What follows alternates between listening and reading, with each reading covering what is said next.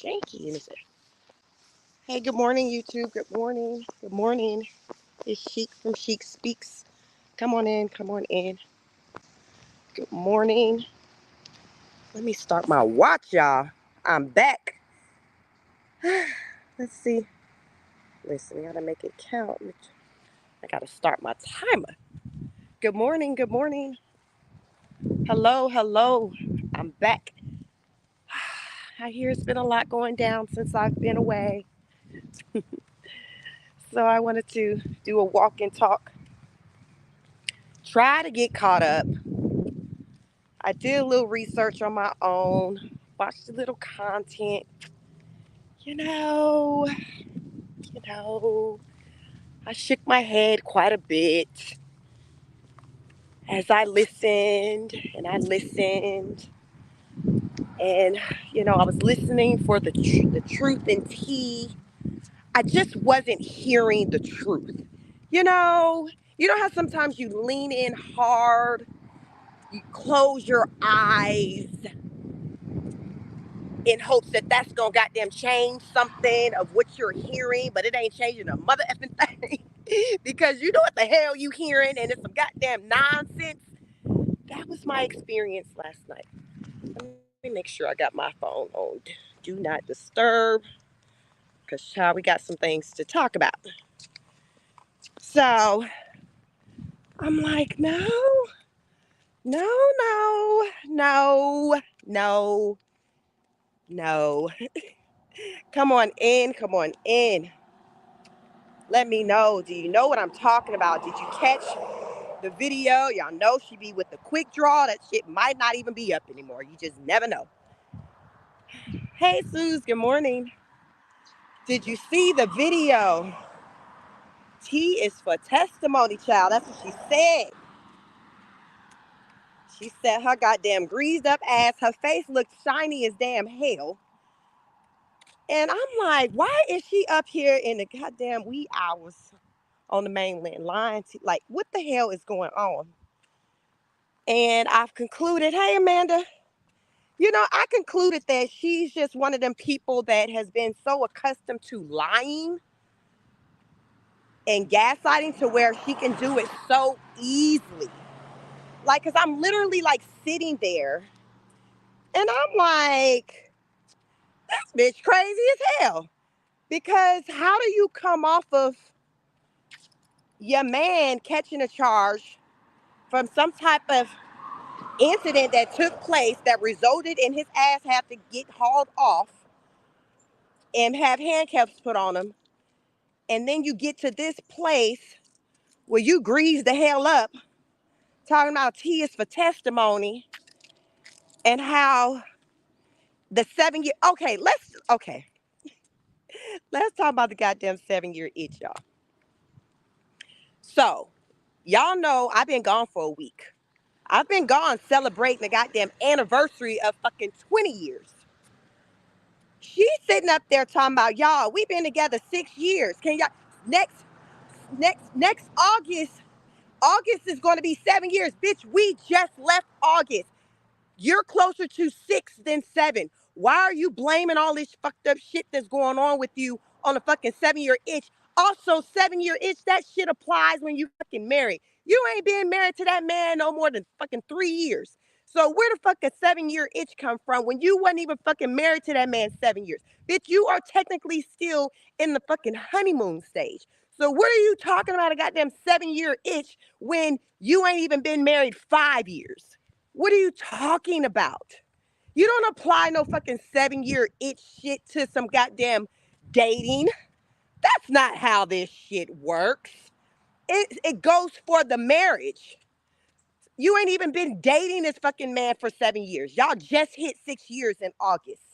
How the fuck you already somebody in the goddamn comments talking about goddamn happy anniversary for 7 years. I know it's early. Bitch, you damn sure it's early. It's fucking a fucking almost year early. Who the fuck? That's like somebody telling me so y'all, my birthday this month, right? I'll be 44.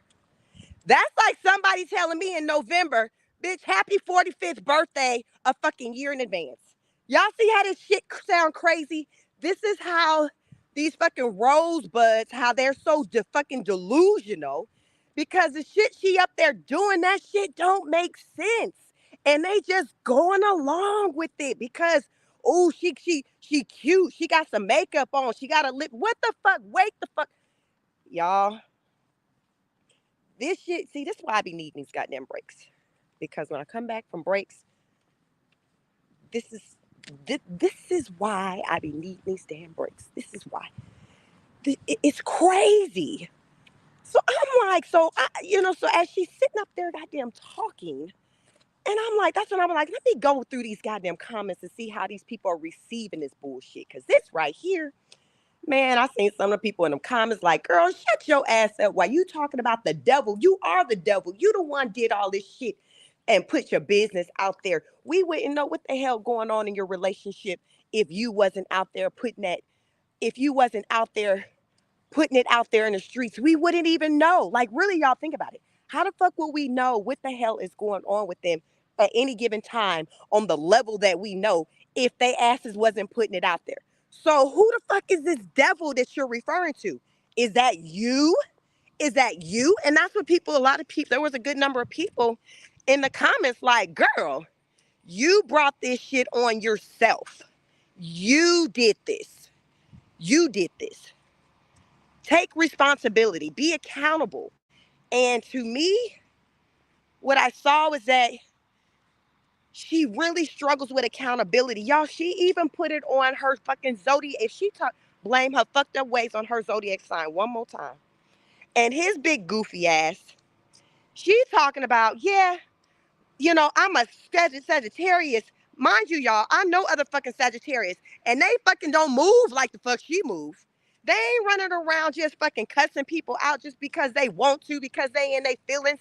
That's not how this shit works. So, but she blames her just when she gets upset, just saying mean things.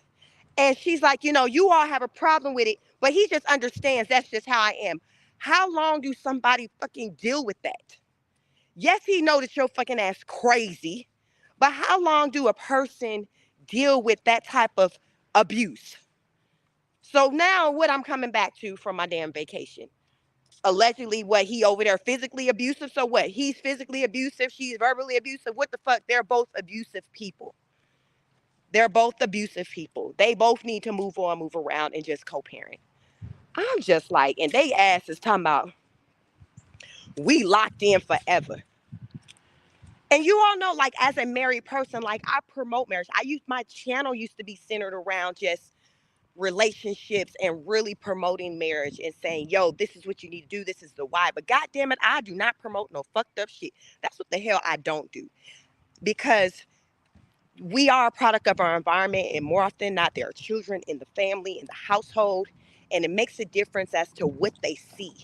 And right now, her children are seeing fucked up stuff. She even had the audacity to try to justify them doing fucked up shit in front of the kids. We're arguing and shit, talking about the therapist said it is, healthy, but as long as, they see what resolution look like. Bitch, I bet you that therapist don't know what your goddamn channel look like.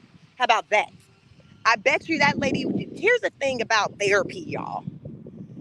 As a therapist, if I were to be practicing as a therapist, because y'all know I say I got my education in clinical mental health counseling, so if I get my license activated, I can be a goddamn therapist. I only know what the fuck you tell me. That's all the fuck I know. I know only what you tell me. So if I give you a form to fill out, or I ask you some questions about arguments, how often do you argue? How long does it last? Based on the information you tell me, that is what my response is going to be based on. So if you're not telling this person the truth of the matter, as in the depthness of your arguments, yeah, she's going to give you some damn answer of saying, oh, okay, well, yeah, that sounds like it's healthy. Everyone argue and they need to see. But you ain't telling that. I bet you she didn't tell that goddamn therapist that she went on goddamn Beyonce's internet in July and aired out his whole goddamn business and said his fucking ass was sleeping on his ass was sleeping on the mattress and at his mama house and that he was driving her to go to see people after the club to make it do some things for some change allegedly while he was waiting out in the car and waiting to drive off with her like a thief. And I bet you she did not tell him all of that. I bet you she didn't tell him all of that, tell the therapist all of that. So again, I say all this to say is that therapy is only effective. Hello? Therapy is only effective when you're truthful in the experience. That's just life. That's the only way that you can get help with anything. Even when you're talking to just anybody, just random, even myself. You got to be honest. You got to let me know what the truth is, because that's how you get the help. The help is coming from the truth. That's the healing. So you got what they say, the truth will set you free. So you can't be goddamn going to these people goddamn lying, sitting on their goddamn couch for an hour, telling them fucking stories and shit. And then they tell you something that make you feel good about life when you know damn well you didn't kick it to them the real deal Holyfield. You didn't kick it to them like that, because their response would be completely different. The counseling experience is going to be what you make of it. That's why if you're not ready to go to counseling, don't even play with it. Don't even bother to go, because you're not going to get the benefit that you need to get from it if you're not ready to lay that shit out. If you're not ready to lay it out, lay it all out. Don't even take your ass down there and playing with them people's time. Don't even do it. Just continue to stay at home and what the black folks say, I got Jesus, and continue to pray to Jesus for healing. Continue to go through your Bible, but don't be going to them folks' office, taking up time on their schedule when you fucking plan and you not willing and not ready to be truthful about the situation, to just lay it all out. And that is what the fuck she's doing. She is playing games, y'all. You play stupid games, you win stupid prizes. And as a woman who's now been married 20 effing years, October 1st, 20 years I have been married. Ain't no way this shit that we seeing right now that's playing out, that shit's gonna last the test of time. This shit I'm not even seeing truly last the full fucking 7 years. If y'all claiming 7-year itch on some fucking dating shit, dating, that ain't even the marriage, y'all. The 7-year itch applies to the marriage part, not the fucking dating. She didn't incorporate a 7-year itch to the dating part, and they ain't even been dating fucking 7 years, y'all. They only been dating 6 years and 2 fucking months, and people are already hollering happy 7-year anniversary. Bitch, please. Y'all see this shit? I said, let me take my goddamn ass to bed. Let me take my ass to bed, because this right here, you can't make this shit up. I said, hell no, never in all my days. I done seen some folks get goddamn congratulating some people on some fucking achievements and shit that they have not even reached. That's like somebody doing a movie today and the Oscars is fucking next year and they already getting congratulations on, congratulations on the Oscars, bitch, what? We just finished recording on Friday. We just finished recording the damn movie. But it's the delusion. And she says, and she sits her goddamn happy ass up there so easy and do that shit. So that lets me know, y'all, she's conditioned. This is what she does. And that's a dangerous person. This is a person that can look you in your eye and fucking lie to your face and tell you the fucking sky is green. This is one of those people. And his big goofy ass, he's one of those people that can be led to where you can tell his goddamn ass the sky is green. And he gonna be like, okay. Because I truly believe for him, it's finances related. It's financial for him. He does not have the income to sustain his lifestyle the way he would like to, and plus have child support, because he know her ass crazy. She'd have his goddamn ass on the soup line. Y'all know what that's saying, cheaper to keep her. He's sticking around because on paper, that shit makes sense. It's cheaper to keep her. Even though she works his goddamn nerves, it just makes more sense on paper for him to stick around. For her, it's just everything associated with just being married. It's just she's one of those people too, to where I can see her being that probably type of child too, being raised when she was being raised. You tell her to go right, she purposely is going to go left. She wants to go against the grain. She's just one of those people. Y'all know some of the people, some of you may be that person where you just want to do the opposite of what somebody else doing. Or because somebody told you you can't do it, you like, bitch, what? I'm really going to do it now. Like that's to me, I feel like with a lot of her and what we get out of her, it's rooted in her trying to go against what people are saying. So if she's listening, say, to my content and she like, fuck that. They ain't even hitting 10 years. That bitch, her mindset is more so like, shit, I'm gonna show her regardless of the fucking train wreck that's taking place. She has in her mind, I'm going to show them. I'm going to show them. But guess what? That's not how a marriage works. And anybody who's married, and especially that got 10 plus years, got like years in that, you know that you do not maintain a marriage that long on some bullshit. There's going to have to be some type of maturity in place. There's going to be compromise. There's going to be levels of respect. It's just different. The longer you're married, to me, the longer someone's married, the more, how can I say this? It's like, it's a level of respect that comes along when you're married. So when you're putting up like really big numbers like that, there's some type of respect there that's in place to where you're respecting one another and there's some type of boundaries and you're allowing one another to just be who they are. You just let people live. You have like a certain type of peace that's within your relationship. Because y'all done been through some shit. Y'all done been together for a long time. Y'all like, okay, we're here. We just coasting. Like, shit, child, you just coasting. When you get past that 10-year mark, you're like coasting.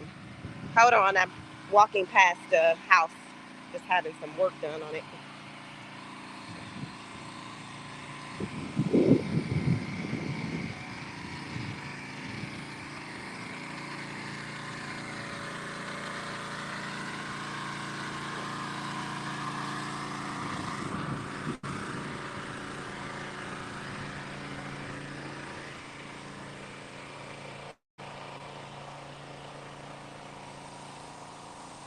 Welcome. Good morning. Please hit the like button. So what I was saying is like when you're getting past like that 10-year mark, because someone told me this before. This was before I even was married 10 years. I probably was maybe married 6, 7 years, dealing with the whole fucking real deal 7-year itch. Because that shit applies in the fucking marriage, not dating, y'all.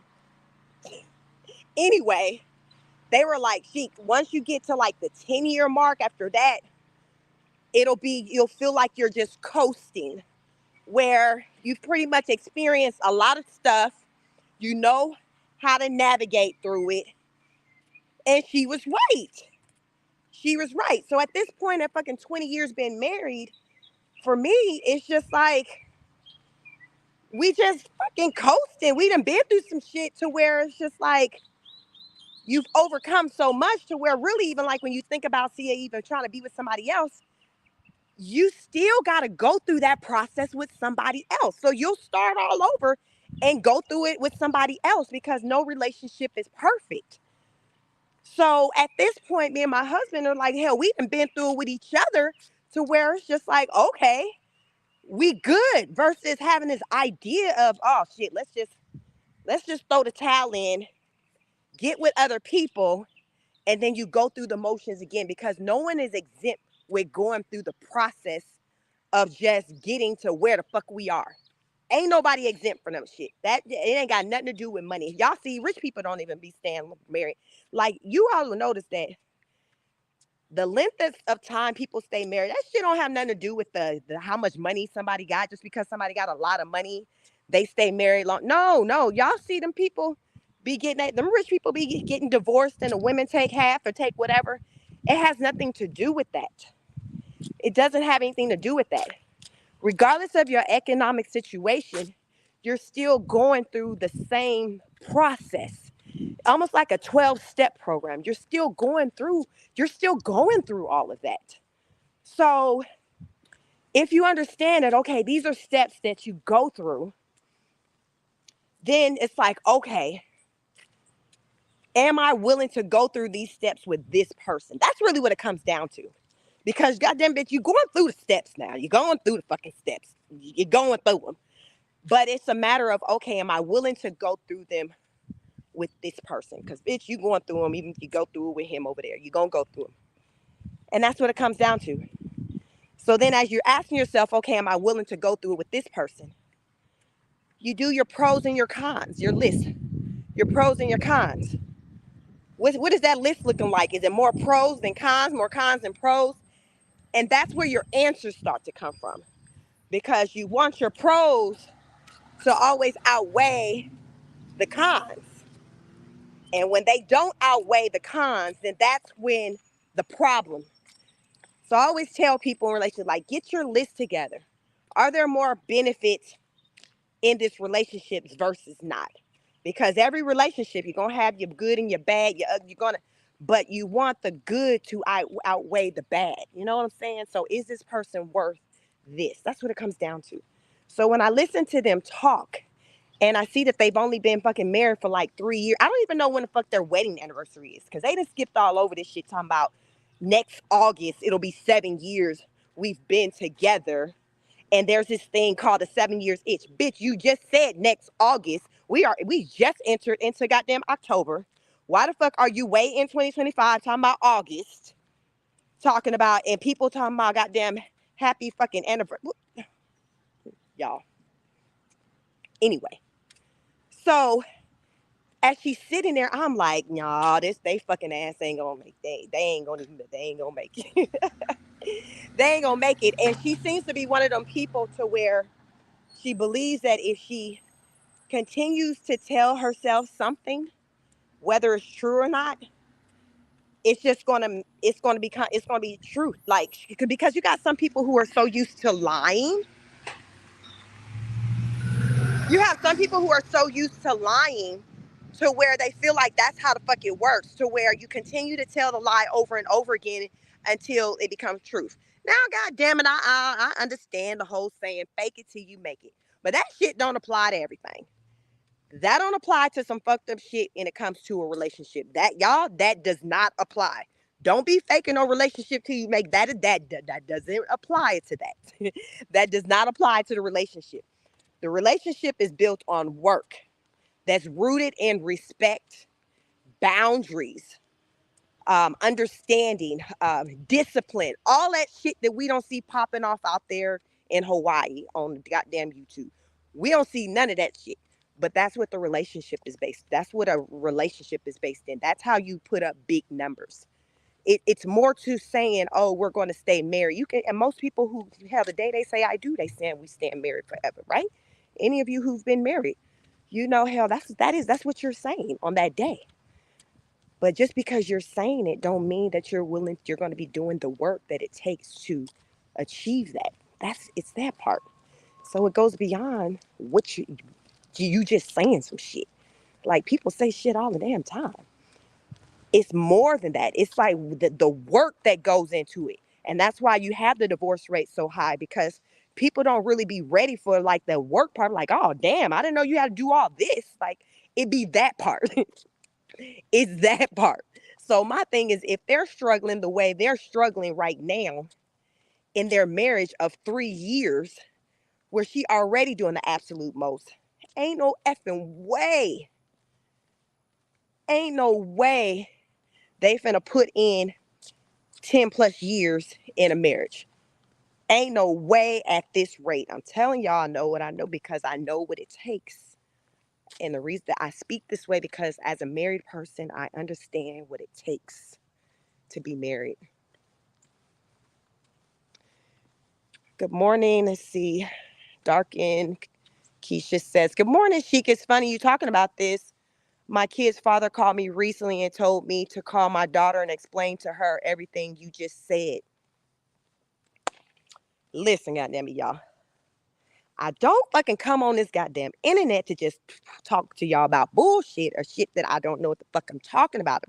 That's just not what I do, especially if y'all fucking catch a walk and talk. Y'all know when y'all catch a goddamn walk and talk, it be me and the goddamn universe and the damn sun. And I just start channeling shit. This shit is real. And I tell anybody this stuff. That's the thing about me. I'm gonna tell you the real deal. I'm gonna tell you the fucking real deal. And especially with this relationship shit. And the reason why I stopped talking about relationship stuff is because y'all know what? I really don't think people say they want this, that, they want marriage, they want a husband, a wife, but people really, I feel like low key don't want it. And I say that because they're not willing to do what it takes to get it. Because the shit that it takes to get it, to have it, ain't nobody trying to do all that shit. Ain't nobody trying to do all that shit. They would rather just sit on the internet and complain about what the other person isn't doing or what they are doing versus putting in the work that it's going to take to nurture that relationship and keep it going. I describe a marriage like this. Remember, I used the examples like the 10 years. So when the woman told me about, it was a Jamaican woman who told me this. At the time, she'd been married maybe like 15 years, maybe more, 15, 17 years at the time. She was older than me. When she gave that analogy, or told me about the whole 10 years, I pictured, because I'm a visual person, I pictured like a hill. So you all picture like, I guess a molehill, like a hill. And you got your car. And a lot of times, it's tough to go up that hill. So sometimes, guess what? You keep going because you're like, oh, okay, I'm almost to the top. Or say if you're riding a bike or anything, you're going up a hill and it's always hard.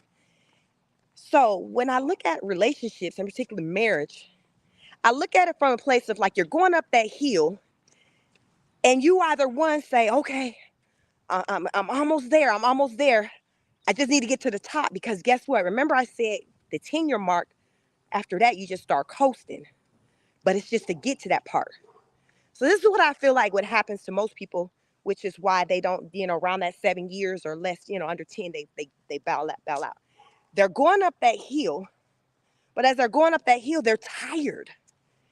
And you feel discouraged and you're like, man, I ain't got it. This car can't do it. I ain't got enough juice. I can't get up that hill. I just can't. Even though they really can, but the work and the effort that it's taking, it's just like, fuck that. I can't. It's too much. This car, I can't fucking do that in a fucking Pinto. I can't get up a hill in a Pinto. Like this is what's going on in their mind. So guess what? They just be like, fuck it. I'm going to turn around and I'm going to go a different way. But they didn't know that if they would have kept going, they could have got up that hill. And once they reached the top of that hill, they would have been coasting.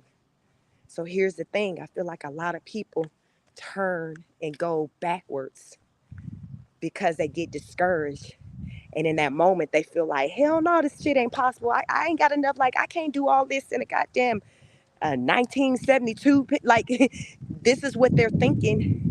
But they don't know that, yes, you can do it. Just keep going. You're almost there because once you get there, bitch, you're going to be coasting.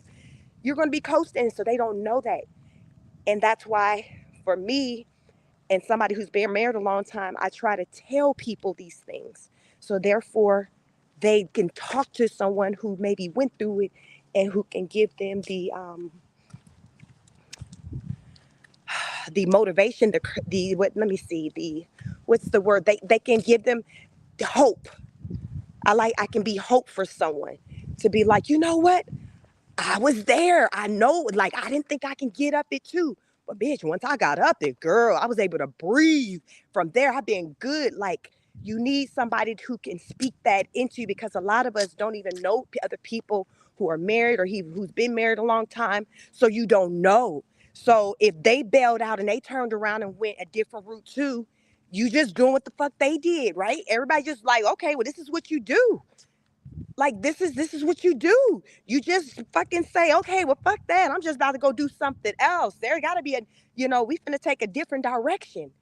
And so many people take the different direction. And that different direction is getting into a different relationship. But guess what? They gonna encounter the fucking hill again. The hill is always there. The hill is always there. The hill is there. But once you can make your way up that goddamn hill, child, once you can get up that hill and you can see, like literally, like child, when you know, you know. When you know, you know. So it comes down to that. So we got to find our person who we're willing to endure that with. That's what it comes down to. Because you're going to endure some shit. It comes down to, is that person the person worth enduring it for? And how you determine if that person is worth enduring it for, you get your fucking list out. God damn it, get your list out. And you do your pros and your cons. And you put that bitch out and you look at it.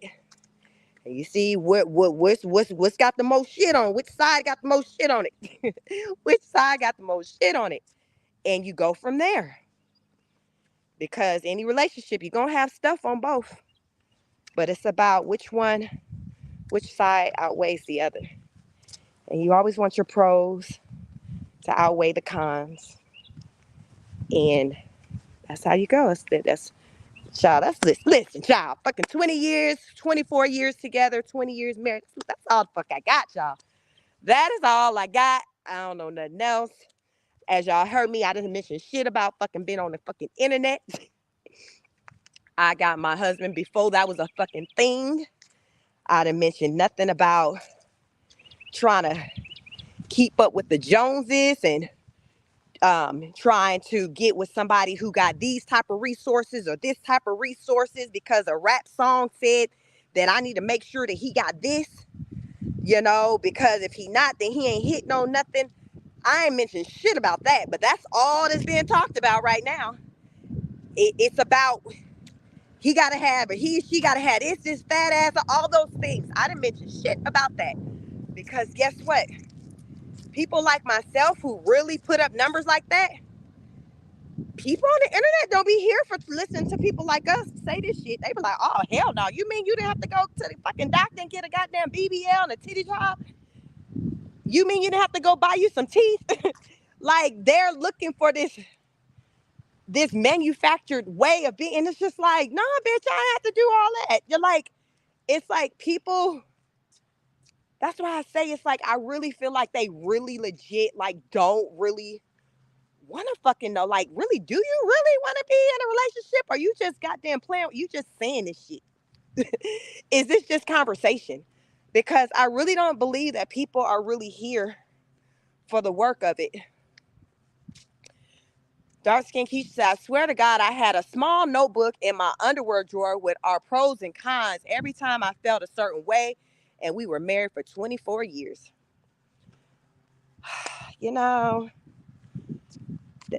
that's because the reason why I like to talk about putting a list and writing shit down is because sometimes you have your weak moments to where you may need to be reminded as to why you continuing to endure some damn shit.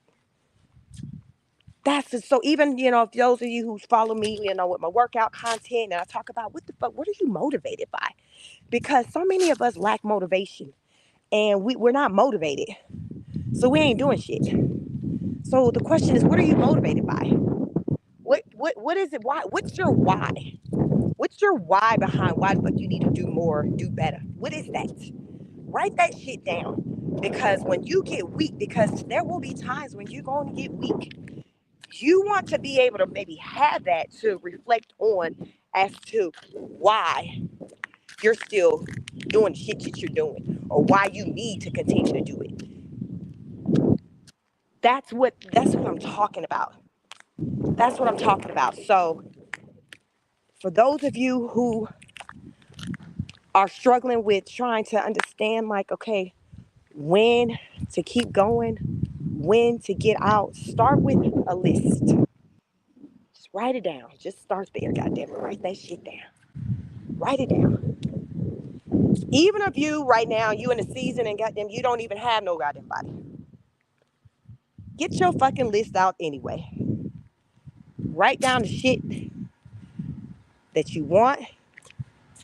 You write down the shit that, well, if he do got this going on, I can fucking live with it. I can live with it. Get your fucking list together. Get your list together.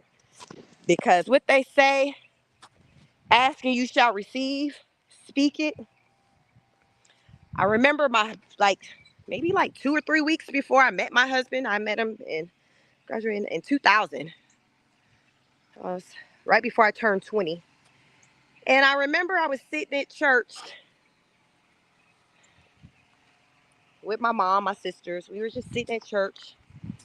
And my mind just was wandering. I don't even know what the message was that day. And I don't know if it was about being specific about the things you want. Maybe that's what the message was. I don't know. But I remember sitting in church. I was 19 and a year out of high school. And I remember sitting in church and thinking about the man I wanted to be with. And just thinking about all the qualities. Like, y'all, like, I was just, because remember they say, asking you shall you receive and be specific. So I just remember sitting in church, thinking about him, and thinking about the qualities that I wanted in him. Like, y'all, I remember doing it. I remember doing this. And 2 weeks later, 2 weeks later, it was a man, he was at my doorstep. But I didn't meet here's another thing. I did not meet my husband on my own. I did not meet my husband. Let me repeat. I did not meet him on my own. Let me tell y'all the story on how I got with my husband. So remember, I was a year out of high school. Yeah, I was 19. So this was August of 2000 and graduated in 99. And one Friday night, I was sitting in the living room with my mom, my sisters. At this point, my mom was a single parent. She never was with me and my siblings' dad. So it was a matter of like, she was married to my brother's dad. He's just like younger than us. But so I've mostly pretty much always just had a step parent around. So she says, let me throw this in here. I'm dating someone at this time, you all. I'm dating someone at this time. I was dating someone who was like my age. She knew I was goddamn dating somebody. I can't recall if she'd met him or not. Maybe she did. I don't know. But she knew I was damn dating somebody. So we're sitting. She's like, oh, by the way, Cheek, there's going to be this guy that's going to be calling your phone. And his name is Anthony. That's what she said. So now y'all know my husband's name is Anthony. His name is Anthony. But I call him Tony, but his name is Anthony. There's going to be this guy calling your phone, and his name is Anthony. So right there, I'm like, wait a minute. What you talking about? Somebody finna call my phone. So back then, y'all, I had a land in our home, in our apartment. I had my own phone line. So I was a young adult. My siblings were my twin sisters. They were still in high school. I had my home phone line. I remember earlier that week, her calling, asking me for my phone number. But I thought, y'all, she wanted that. Y'all know how sometimes people need your stuff for HR purposes. I don't damn know. I gave her my phone number thinking she needed it for some damn benefits, some HR purpose stuff. Y'all, I didn't know I gave her my phone number so she can give my number out to somebody. So she says that. So then I'm sitting there looking crazy like, okay. Then she throws in. So y'all remember, let me tell y'all may not know this part. She says, oh yeah, also, he's like 30 or 31. That's what she says. I'm like, what? What the? Y'all, remember, I was 19. I was about to be 20. She says this man's like 30, 31 years old. So, y'all, my husband's 11 years older than me. But when you look at us, you don't see an age difference because he looks so young. But he is. He has great skin. So, I'm like, oh hell no. Like what, because at this time I'd never dated someone who was more than a couple of years older than me, within like 4 years older than me. So like 11 years old, I'm like, what do you mean? And remember, I was already seeing somebody who was my age. So y'all, she hit me all upside the head with this one. I was just like, okay, like, then I'm wondering, how does a stranger who never met the person before, don't even know that that person even know of their existence, call someone else when they got their phone number from somebody fucking else? So I said, oh hell no, I got to see how his fucking ass finna pull this shit off. And y'all know I got a different kind of name. Well, I don't know if y'all know, but my name is different. Sheik is a part of my name. So I wanted to know if he was going to even be able to say my name for. So I'm like, damn, all right. So I'm like, damn, she done gave my damn shit out to somebody I don't even fucking know, somebody who's older than me. Damn, man. What they say? Damn, ma'am, damn. So I'm like, all right. So he called my phone. I'm listening to see if he gonna even say my damn name right, y'all. Because I got a different name. My name is French. My full name is French. Sheik is a part. So he calls. He didn't say my name. When I answered the phone, he says, hi, this is Anthony. So he says his name. So he didn't say it. So in the conversation, um, we talked. I'm pretty sure probably at some point I ended up saying, hey, how my name is spelled, but he introduced it. He just said his name. That conversation was maybe like 3 hours long, 2, 3 hours. This is the first conversation before we even went on a first date, just getting to know you. And that conversation was maybe like 3 hours long. And when our first date, he took me to a Mexican restaurant. Then we saw a movie afterwards. But I remember sitting across the table feeling very afraid. Not safety, but I was just like, because remember, I told y'all he's 11 years older than me. But when he does not, y'all want to see what my husband looked like. He's in a video I posted yesterday. Y'all go to the video when I was in the airport and I was talking. There's a tall, fair-skinned man standing next to me. That's my husband. And then I have a short where he pulled up while I was walking, and he pulled up on me. He's there too. So if y'all ever want to see what he looks like, he's in the car in a white Chrysler 300 car. But if you want to kind of see how his full body, he's standing next to me in yesterday's video at the airport. So he took me to a Mexican restaurant. But y'all, I was sitting across from the table feeling I just had a lot of questions because I was confused. I was a young girl. Remember, I was a year and a half out of high school. And the thought was running my mind like, what does this man want with me? He's so much older than me. So I would look down, I'll be looking down, and then I'll kind of look up, look at him because he's attractive. But then I looked down because my mind was playing tricks on me because I knew he was a lot older than me. But though he didn't look it. Y'all, that took years for me to get over. Probably like 2 years for the age difference, because it might psychologically played with me. I would bring it because I would see someone who looked older than me. No, I didn't see someone who looked older than me, but I knew he was older than me. But he just didn't look it, y'all. Yeah. My husband's like, he's fucking just turned 55, September 16th, and he does not look goddamn 55. So we both look around the same age. So however the hell old y'all think my goddamn ass look, then he look around that age. So, but that's it. It would play mind tricks on me with that. So it took a minute to get over that. So here's the thing with that.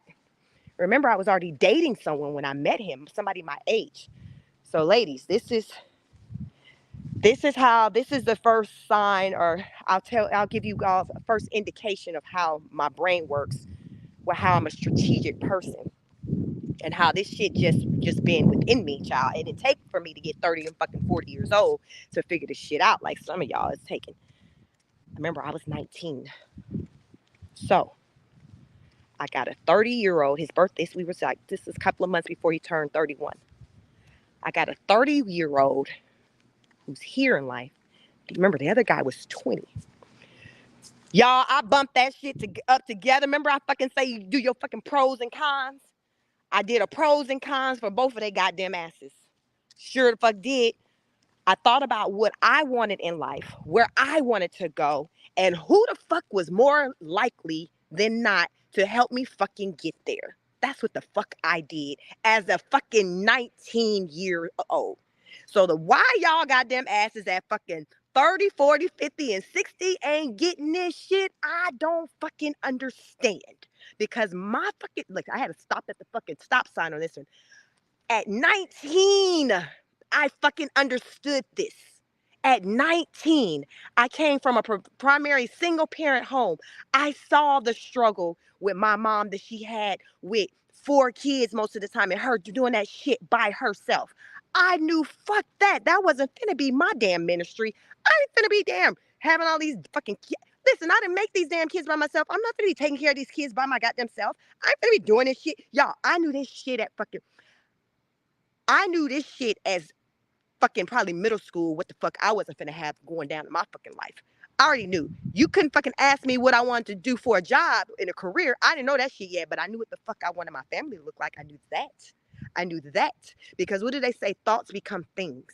Thoughts become things. And I knew what I wanted my family to look like. I knew I wanted the stability that I did not have.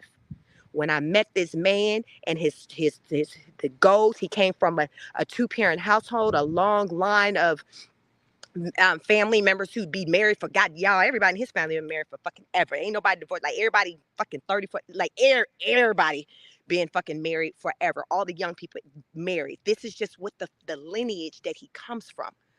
Y'all, at 19, I was able to understand and be like, damn, he comes from some shit I ain't never seen and some shit I don't come from. I knew I wanted a husband. I knew from that I wanted children. Y'all see fuck the shit, the goddamn order I said I wanted this shit in? I said I wanted that. Remember, I was fucking 19. I knew I wanted a husband. Then I wanted children. When this older man, remember he was 11 years older than me, when he came along and when he talked about the shit that he fucking wanted in life as well, guess what, bitches? That shit lined up with me. That shit lined up with me. Bet. He said how he knew I was a fucking one is because, hell, the shit that I was talking about, it was in line with the shit he wanted. Y'all see how that shit worked? He didn't say shit about me having a fat ass, y'all. I was only 102 pounds. I was a little ass thing. I'm still fucking small today. Like, I'm only 129 pounds today. I was 102 pounds when we met. He didn't say shit about a big ass, big titties. He didn't say shit about that. He didn't know shit about no fucking Instagram model. She needs to be Instagram famous. He didn't say shit about that. He didn't say she needed a fucking 18-inch lace bust down with a part. He didn't say shit about that. He didn't say shit about that. What the fuck he talked about is the values and the things that I said I wanted. He heard me say that I wanted family. I wanted to be married. I wanted children. I wanted to create something. That's what the fuck he heard me say. And guess what? He became my husband. So listen, y'all, goddamn, listen. Remember, I was already dating someone who was fucking 20 years old. From a physical standpoint, I was actually more attracted to the 20-year-old. My husband's a very attractive guy. Goddamn, he light skinned. Y'all, I was in that era of my stage to where I'm like, I don't want no more light skinned men. I don't want no more. I opened up the door because remember, he was a setup. My mom hooked me up. I opened up the door and I said, oh, Lord, here we go again. Because, y'all, I was ready to go back to fucking black as hell. Like, I was just done with the goddamn yellowness. I just was fucking done at that point in my life. But I'm like, here we go again, Heather Headley. And it all began again when you open up the fucking door. But the difference between him and the 20-year-old, he was just 20. He was just fucking still living life, trying to figure his shit out. So I had the 30-year-old who would be on this tip of, hey, what are you doing? I want to take you out today. I want to take you and see some shit. We about to go explore some fucking shit. We about to go outside. The 20-year-old, He was like back before a fucking Netflix and chill situation was even, we didn't even have fucking Netflix back then. It was just him coming through and us chilling watching TV after he get off of work on his late night shift or whatever. Y'all see the fucking difference? Y'all see the fucking difference? I had one fucking trying to take me outside to introduce me to some shit, to show me the fucking world. And I had one who wanted to fucking Netflix and chill before a fucking Netflix and chill even existed. Yes. So I said, okay, mind you, the 20-year-old did not know about the 30-year-old, but the 30-year-old knew about the 20-year-old because remember, the 30-year-old knew when in our conversation I shared with him I was dating someone. So he said, okay, cool. 20-year-old did not know about the 30-year-old. So I'm dating bitches. I'm dating. I got two guys I'm dating. I'm going to work. I'm putting in a lot of hours. A bitch is tired. Dating. Both of these guys, date them. Not sleeping with them or nothing, just dating them. But I was tired because the 30-year-old, he wanted to always be outside and see some shit and introduce me to some damn shit. Take me on fucking dates and shit. He took me, the second date was, so the first date was a Mexican restaurant. The second date was Ruth's Chris in Atlanta at Centennial Park. That was the second date. I remember my mama actually literally got me dressed up. I remember I was getting dressed and she was like, oh, you're wearing that? Well, yeah, well, maybe you should wear this. Oh, you're wearing your hair like that? Well, maybe she did this. So when he picked me up and he told me you look nice, I said, thanks, my mama dressed me. Because, it was just so funny because remember I was 19. But I dated and this guy was showing me things and introducing me to things that other people hadn't. And he's a mature guy. So I said, I was tired because remember he after he come off work, he was like, okay, I'm gonna come by and pick you up. We're gonna do some things.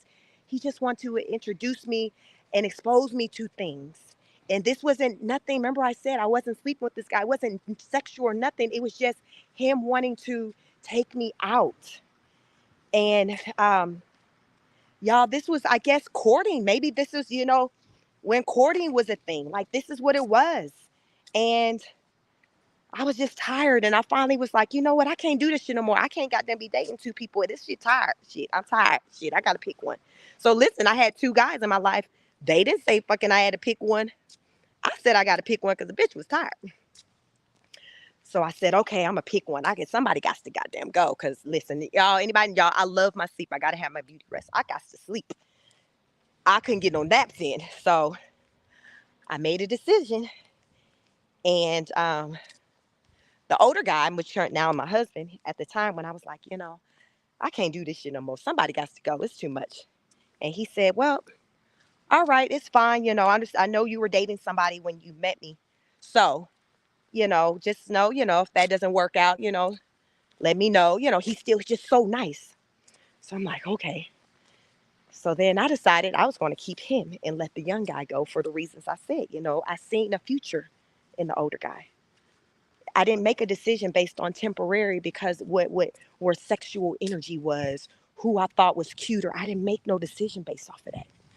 My decision was based off of my future. What I saw my future would look like with one man over the other. I saw myself having some shit with the older man. That's what I saw. So the younger guy, y'all. Now keep in mind I was fucking 19. I know. His birthday came up. On his birthday, I took him to dinner. And I told him at dinner that I was no longer going to see him because there was another guy who I had met and who I wanted to continue to be exclusive with. Yep, who I wanted to see. Yep, y'all, I did that shit on his birthday. I didn't think nothing of it. I told you I was goddamn 19 years old. Hell, he got a goddamn meal out of it. And he was just like, you know, you know, broken hearted, and I'm just like, and he also, just like the older guy said, which is now my husband. I mean, I'm fine. We can continue to still date or whatever. They both still had that same sentiment. And I was just like, yeah, but shit, a bitch tired. I can't do this. Like, no, I can't. I can't. Because I've never been the one to date multiple people. I'm always kind of like a one and done. Like, I've just never been really her. I just love to just be exclusive with one person. So I was just like, yeah, but shit, a bitch tired. I just can't. I'm sorry. I've been doing this shit for a couple of weeks now, and I'm about to fucking fall out. I can't do this. So I let him go, and he showed up at my doorstep 3 months later. My mom's like, someone's at the door. I go, and it was him, and he talked about how I think he had got into like a car accident or something after we dated, like just how things had changed in his life after we dated and stuff. But y'all had to make the decision. I made my decision based on my future and the things that I wanted, not based on the present, like the superficial things that a lot of times we will make decisions based on. We'll make decisions based a lot of times on superficial things and not things of substance. And I just saw my future in a way, and it just that's the life I have. I was like, hey, this is a man that I can build with. He wants some shit. He ain't got no kids out there, no baby mom. He ain't got none of that. He's older than me, but he's a provider. He looks after me. Like, he got nice skin. He's funny. Like, he's tall. He's an attractive guy. It was based on a lot of things that today, when you hear the songs and stuff, when they talk about who you should be with, it ain't none of that shit that they say in that. Like, when they talk about the type of man you should be with, my husband don't line up with none of that. A baby daddy can line up with some of that, but a husband doesn't line up with that. That's the baby daddy. That's a one and done. He didn't quit it or whatever. That's what lines up with that. So we have to think about, what is it that we want, like, y'all, like, what is it that you want? What do you want? Not what does Young Miami say you should want. Carisha, please, what she said on her last episode, what you should want. What Nicki Minaj say, what do you want? What type of values do you want this person to have? What type of family do they come from? Y'all, do not ignore the families that these people come from whom you encounter. Let me repeat that. Do not ignore the people's families whom you encounter, because when you marry the person, guess what? You marry their family as well. So remember, I said my husband came from a long line of people who've been married for a lot of years. The benefit to that is that he has seen what it looks like, just even in his own household, but other households as well, what it looks like to be married and to endure some things and to overcome things. He's seen a viewpoint that I'd never seen. I knew what it was. My mom was married to my brother's dad for maybe like 9 years. They dated for hell more years than what they were actually even married. But I knew what it looked like to throw in the towel and you'd be like, oh, F this, I can't do this no more. I know what that looked like. But I didn't know what it looked like to actually endure some shit and to be feeling like you're going through it and there's no end to it, and but there is an end to it, but you feel like a lot of times, y'all, when you're going through some shit, you feel like it's gonna last forever. Like, you just be like, oh my God, this is just, you can't see the forest from the trees. Like, you just feel like you just in it forever. Like, it's just never ending, but it always ends. But you feel like that shit's just never ending. And it takes for you to talk to someone who's been married, who can understand what you're going through, to help you understand that even though it may feel like that, what they say, the rainstorm, it don't last forever. There's a rainbow at the end. It feels a lot of times like it's never ending, it's going to last forever. But it's usually not the case. It just feels that way. So we need people who've been through it to be there to say, yeah, I know it feels like this feeling you feel is forever, but it's not. It's really not. It just feels that way.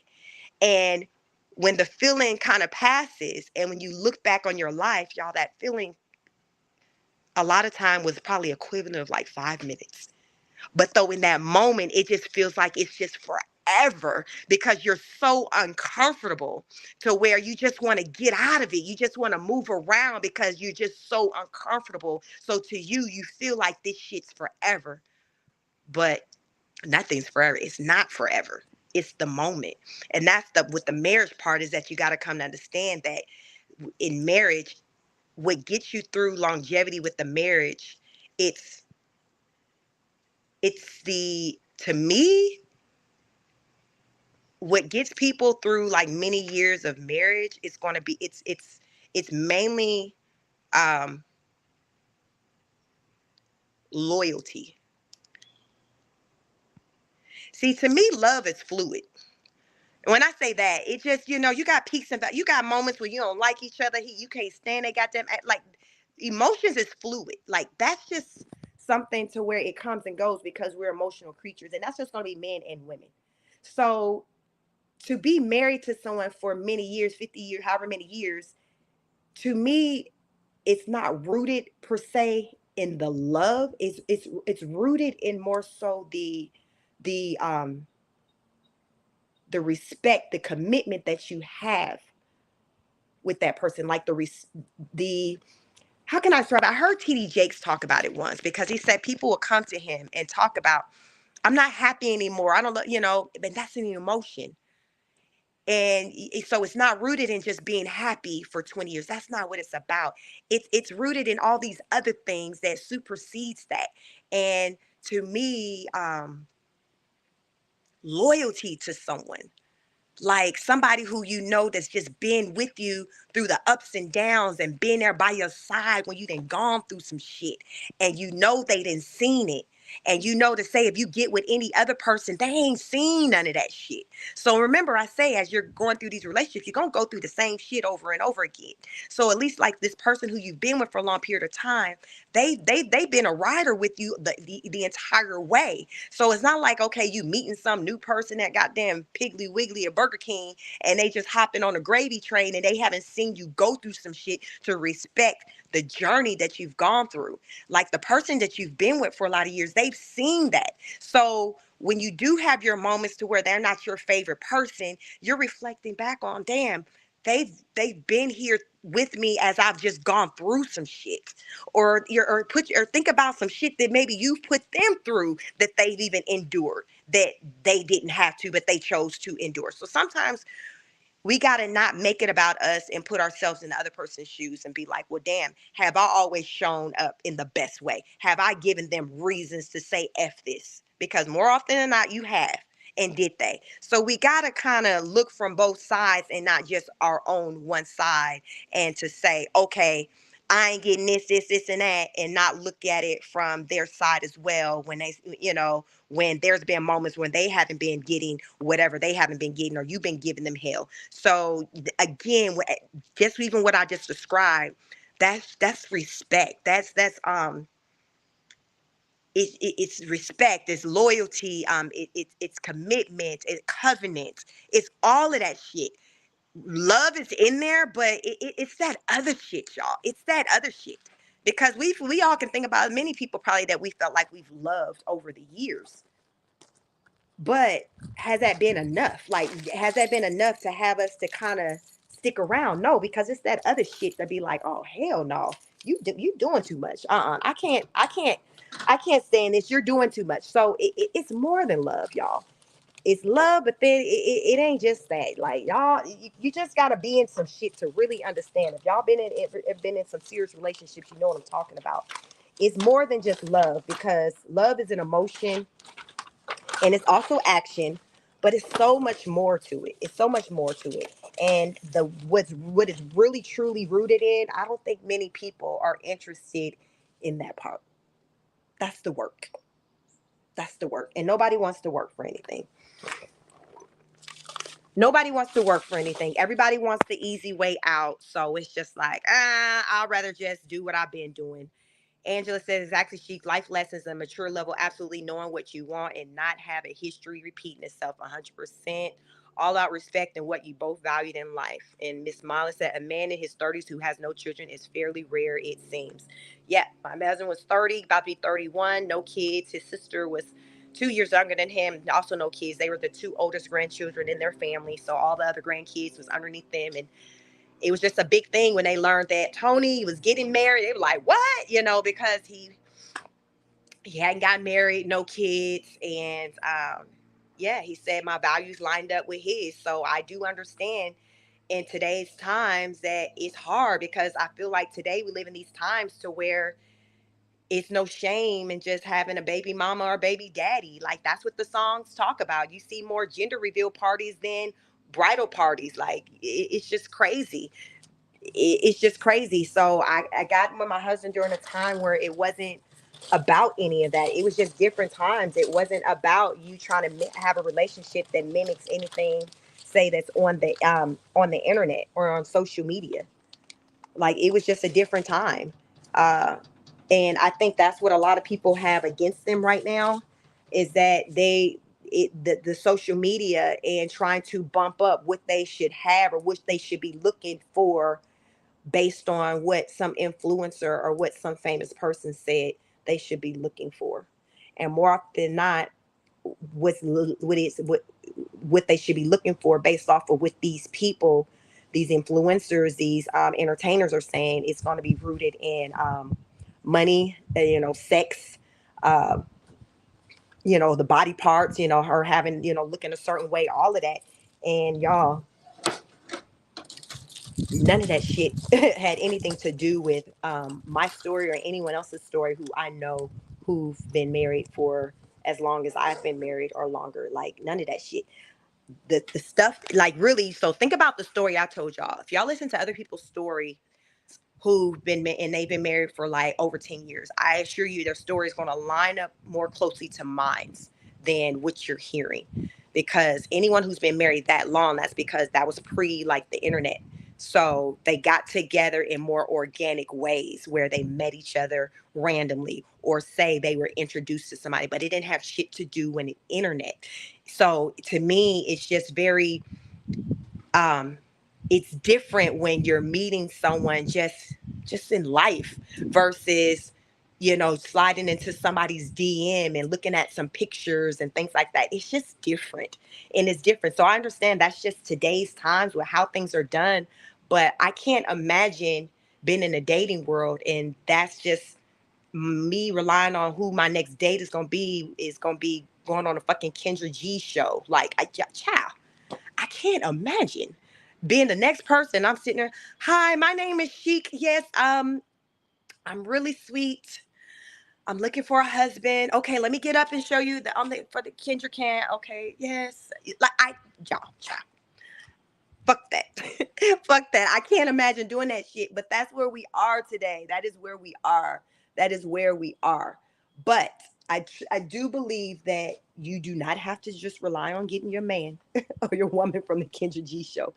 I feel like that if you continue to take care of yourselves and put your best foot forward and go out into the world and just be you, like attracts like, and you will attract your person. I don't feel like you have to solely rely on the internet. Virtuous Woman, thank you very much. She said like, share, and subscribe. I do not feel like you have to do all of that. I do feel like you need to put your best foot forward, though, and that means take care of yourself. Look in the mirror each day when you wake up and you look in the mirror before you go outside. Ask yourself, would I date me? This is what I tell people who are on the market. Ask yourself, would I date me? And when I say that, that's going off of the physical and going off of just the energy that you give. Would you date yourself?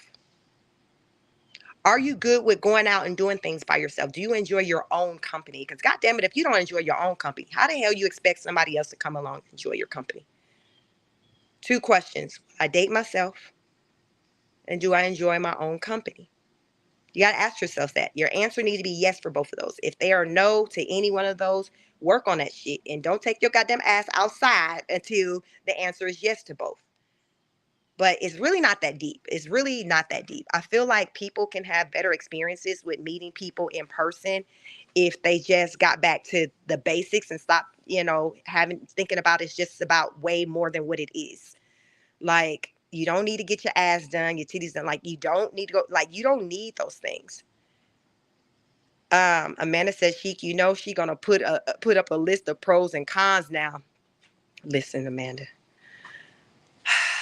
If putting up her goddamn list of pros and cons, here's the thing, Amanda. You can put your list up of pros and cons, but only you and your Lord, only you and your Lord, your higher power, know the truth of your situation. So If it's not true, then it's not true. So she can put her list up all day long, but it doesn't take away from the work that's necessary to keep something going. And not only to keep it going, but for it to be healthy.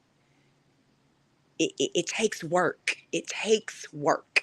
And some people get pissed off at, I remember somebody in one of my comments on a video when I referenced marriage being work and they got mad. And that let me know this person ain't married, because anybody who's been married and for a good 10 plus years know what I mean. Work isn't necessary. Work isn't necessarily a negative thing. When you look up work, what is work? Work is action oriented, having to do some shit. That's marriage. Marriage isn't, okay, me and my husband got the same last name. Marriage is, there's action items. There's shit that we have to do to keep this shit going. That's the work part. So based off of when people say, when they say, oh, I don't like the saying work, that means you're not married or you ain't been married for the length of time that I have to even know what the fuck I'm talking about. So you might need to sit this one out, just up and just listen, because it's work, meaning it's action. Marriage is very action oriented. It's way beyond y'all having the same last name. It's it's heavy action oriented. Marriage is action oriented, you all. Take nothing away from this goddamn lie today. No, marriage is action oriented, meaning you're constantly having to do something. It takes effort. I've been married 20 years. It's been 20 years of effort. Now, effort doesn't necessarily mean stress or strain. Effort means you doing some shit. That's what effort. You're doing. That's what marriage is, doing. So it's about how you view things. Like, think about it. It's like how you view things, but it's definitely very selfless. Marriage is selfless. That thing over in Hawaii is very selfish. We see that. It's about her. Oh, he knows that I get mad and I spew out things or whatever. He just knows that's how I am. That's a selfish statement. That's you saying you don't give a damn with how a person feels about the shit that you do, the energy you give off, because what? This is just how I am. So you should have to deal with it. That's selfish. And nobody who has a mindset like that fucking hits 20 plus years in marriage. I tell you that. I challenge someone who has to have a conversation with me and tell me that that's what the fuck they did and they got 20 plus years and their husband is sitting there and happy and content with they fucking ass. Because if he is there, oh, please believe he got some bitch over up the street. There's somebody else, somebody getting flued the fuck out for his sanity. He got his peace someplace else, because that's the thing. Women will divorce a man and move around, but a man will still stay married to you and move around within the marriage. He'll just go find his peace and sanity wherever, somewhere else. A man will still stay married to you and just go find his peace elsewhere. Whereas a woman is more apt to say, you know what, fuck that. I really, because remember I said when I was dating my husband, I'm not really one to want to just move around a lot within a relationship. I like being with one person. I like being exclusive. So I'm going to more so be like, listen, this shit ain't working for me. I need to fucking leave and go move around. Whereas a man will just still stay in it and still go move around elsewhere. That's the difference. That's how men, the difference between how men. So that's why women more so initiates the divorces, for that, all that reason I just said. So I would encourage her to get her fucking list together and write her list down. Get her list together. Because even with her list, that list may even be beneficial for her when it comes to, well, let's just say, because she fucking slow as hell, so it ain't gonna probably do shit. But how I'm saying how a list can work for her is that if she puts the list down, and let's just say there's more pros on the list, that list can be a reminder or indicator as to why she should move a different way. Why she should move a different way, just be better, because there are so many great things that's going on with, in her relationship between, her and this man. He has all these great qualities that can be her reminder. But she too goddamn slow. So listen, that's just going over her goddamn head. Amanda said I got twin sisters as well. Yeah. My sisters are 9 months younger than me. So right now we're the same age. So we're set of Irish twins. I guess we're Irish triplets. So their birthday's in July. My birthday's October. So 3 months out of the year, we are the exact same age. So right now, we are all 43. Yes, we are all 43. Yes. So listen, get y'all lists together. Get your lists together. It can change your life. Get your list together. Hold on for a minute. Put my hat back on.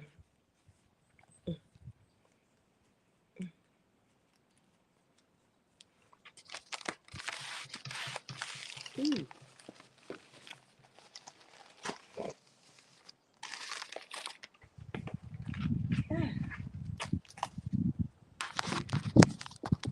Okay, back. So I've been gone for a whole week. I got a week's worth of mail I'm picking up. But yes, I say get your list together. A list is wonderful. It's a great way to reflect and to be reminded on the things that you value that are important to you. And even for her, get your list together, Rose. Get your list together. Get your list together. Get your list together. Hang that bitch up. Hell, tell his ass to get a goddamn list together too. Y'all both get y'all goddamn lists together and y'all meet up in the goddamn middle.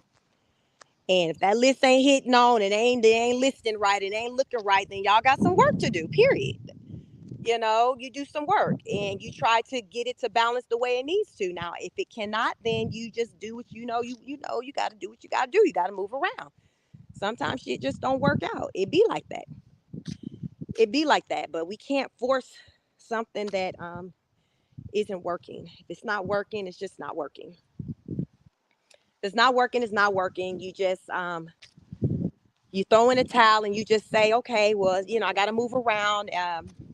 I got some work that I can need to continue to do on myself in preparation for the next person who I come across, so I can be that better person for them. Like, that's what it's about. You're growing, you're trying to become a better you. And sometimes the version of yourself that you're giving to that person is not enough.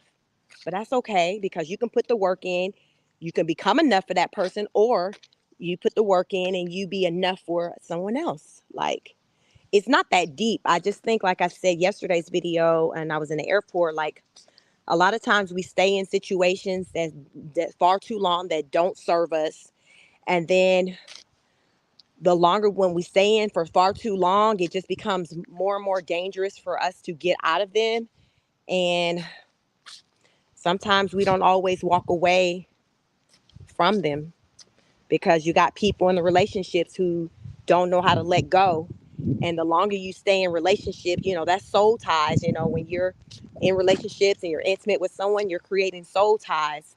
So when you go to try to break away from them, it becomes harder and harder sometimes for people to let you go. And a lot of times those people who find it very hard to let you go like that, they're dealing with some emotional insecurity. They have some insecurities and some things going on with them, um, that has them to believe that they can't live or move on or be with anyone but you. That's all psychological. That has absolutely nothing to do with you. That's that individual. So we have to recognize in relationships, when we see someone whose basically whole entire life is just in us, that's not healthy. Everything requires balance. If you're with someone and everything that, like, they don't want to do anything unless it involves you, and they don't have, like, they legit taking this goddamn, like, we won, like, literal as fuck, and not really allowing for you to breathe. If you're in a relationship and you feel like you cannot breathe, or you're with someone and hell, they feeling like with you they can't breathe, that's not good. That's not good. That is the quickest way to make somebody want to fucking run from you. Do not do that. Don't be that person that smothers someone. Who likes to be smothered? Like, no. Give elbow room. Allow someone to have the opportunity to miss you. God damn it, don't always be around where they can't even goddamn miss your goddamn ass, because you just always there. Like, give them opportunities where they can miss you. Amanda said that's why Mexican is your favorite food. Your husband, this baby face, never thought he was older. Yeah, I love Mexican. Yep, he got a baby face. So yep, most people he's around, he looks way younger than them. So Yeah, we never looked our age different, so that's what helps. Because it wasn't like I was with someone and people thought, "Oh my gosh, she's like she's with someone who's way older than her." Like we look the same. It's always been that way. So that's what made it work. Cause child, like the way my mind was working, if he looked his age, like if he looked older, then I don't think I would have been able to do it. Cause, but man, it said 55 looking 35. Yep, yep, and he's in great good shape, and so he looks younger. So yeah, so it worked for me. But child, if he didn't look younger, then I don't think it would have worked for me. Yeah, it wouldn't have worked because I just would have been if I would have seen someone who looks older than me, I wouldn't have been able to do it. But he didn't, so that works. So yeah, me dating someone older works. I've heard a lot of other women who have stories of dating older men, and it worked for them too. So single ladies, keep that in mind if you are dating. And the idea of, I know now you hear all these women talk about wanting somebody younger and all that. I can't imagine, child. What the hell I'm gonna goddamn be talking to you about? I just can't imagine if I'm on a dating scene and I'm dating somebody who's like 25. Like, what the hell we talk? Like, what? I don't know. I don't know. So, ladies, yeah, don't a man that's older, um, definitely, explore that as an option. Don't, put that, just take that off the table. But just leave that there because some women just like, no, I want someone younger. And it's like, okay, because, when I think about somebody younger, the only thing that I think of as far as for a benefit is just more from a physical aspect. But else, like, again, as I talk about what gets you, as far as with the longevity, it's not the physical. That's not what does it. It's all that other shit that people, like I said, they don't put in the songs. It's that other shit. And people on the internet don't want to hear that. That's not what they want to hear, y'all. I used to talk about it. That is not what they want to hear. They don't care. People would rather sit on the internet and just do complaints about what men are doing or what women are doing versus doing what's necessary to make the shit work. So it's just like, okay, well, I'm very solution oriented. So if that's what the hell y'all want to talk about, more power to y'all. I don't want to be a part of the conversation because I'm about finding solutions, and I got some solutions and some things that I can share with you as far as that has been tried and tested. But y'all don't want to hear that shit because the stuff that I say, it ain't sexy. It ain't got nothing to do with going to the doctor and making an appointment. It ain't got nothing to do with creating, a social media profile and stunting. It ain't got nothing to do with putting ass pictures up.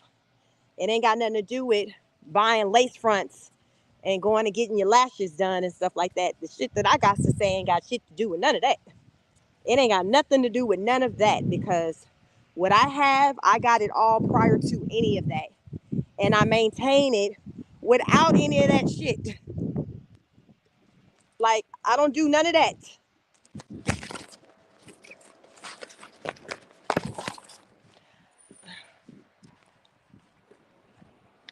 I don't do any of that stuff, y'all. And I have what I have. And it's just rooted in me being me. Just being naturally me. And so that's what I tell you all what has worked for me. Amanda says, because you knew your worth from a young, unlike a lot of women who just settled. Yeah. I learned, so y'all, as a kid, I didn't like going outside and playing and stuff like that. Like, so I have, I told you my sisters are just like 9 months younger than me. Then I have a brother. We have a brother who's like 6 years younger. They were like outdoors kids. I wasn't. I used to like to watch TV. I used to love watching like family shows, sitcoms and things like that. Full House, Family Matters, just the 10 of us. Love and Marriage. Like, I used to just love shows, love TV. And I think I did because it allowed for me to check out of my current the reality that I was living in. And it allowed for me to fantasize the Cosby Show. I like that. It allowed for me to fantasize and think about the life that I could one day have. and a life that was different from what I was currently living at the time. And my life that I was living, it was a life to where, I had everything, as far as the materialistic things, the resources and things that I needed, that you provide for a child. But the thing that I did not have, to me, what I saw on television is just that structure, um, feeling secure. It just, I didn't feel that. So that's where my whole desire, when I said that I wanted to be married and have children, it came from me watching television and just seeing shows that was based around that. And me thinking like, damn, can I really have a life like that? Now, mind you, it was TV, it was acting, but I knew marriage was a thing. I had one friend, my best friend, black friend, who came from a two-parent household. Her parents were married for years. They had just two girls, her and her sister. So I knew it was a thing, but I didn't see it in large numbers I seen it more on TV versus like in real life. So I knew it existed. It's just most of my examples of it was just coming from television, but I knew it existed. So growing up, I was taught that you can have the life you want. You can be whatever you want. So I'm like, okay, well, if I can have the life I want and be what I want to be, I want to be married and I want to have children. And I want to do it that way. I don't want to do it by myself because this shit looks hard as hell for my mom to have to do these things by herself. Things sometimes feel, difficult, feel like it's a strain. And this was going back to when my mother, was parting ways with my stepdad. So things was different in the household. So I'm like, okay, well, why not try to do it a different way than what I seen my mom and my aunts and other people do? Let me try to do it this way. And that's what I did, and that's where the whole thought idea of wanting to get married and have children in that order is because I saw that it was possible. So my mindset was, shit, if it's possible for them, why the hell, it's possible for me too. And that's how I approach just most things in life. Like, I don't feel like somebody can do something but I can't. Like, I look at it from a standpoint, well, if they can do it, I can do it. And that's where my thought process was rooted in. If they can do it, I can do it.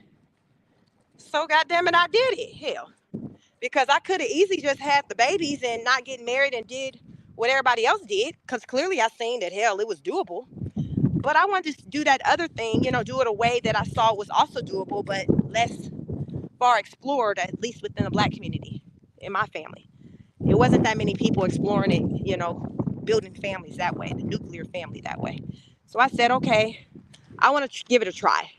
Let me see if I can try it and how it works, and if this is a real thing or if this just make believe and just on television. And guess what? I did it. I did it. I found my king. We created three beautiful children. Our children are, my oldest is 19, is a second year in college. My second oldest boy is 16, a junior in high school, and our baby girl is 14. She's a freshman in high school. We've been married 20 years, been together 24 years, and it was all rooted in me just wanting to go a different path or explore something different than what I was exposed to. I was exposed to just all the broken homes.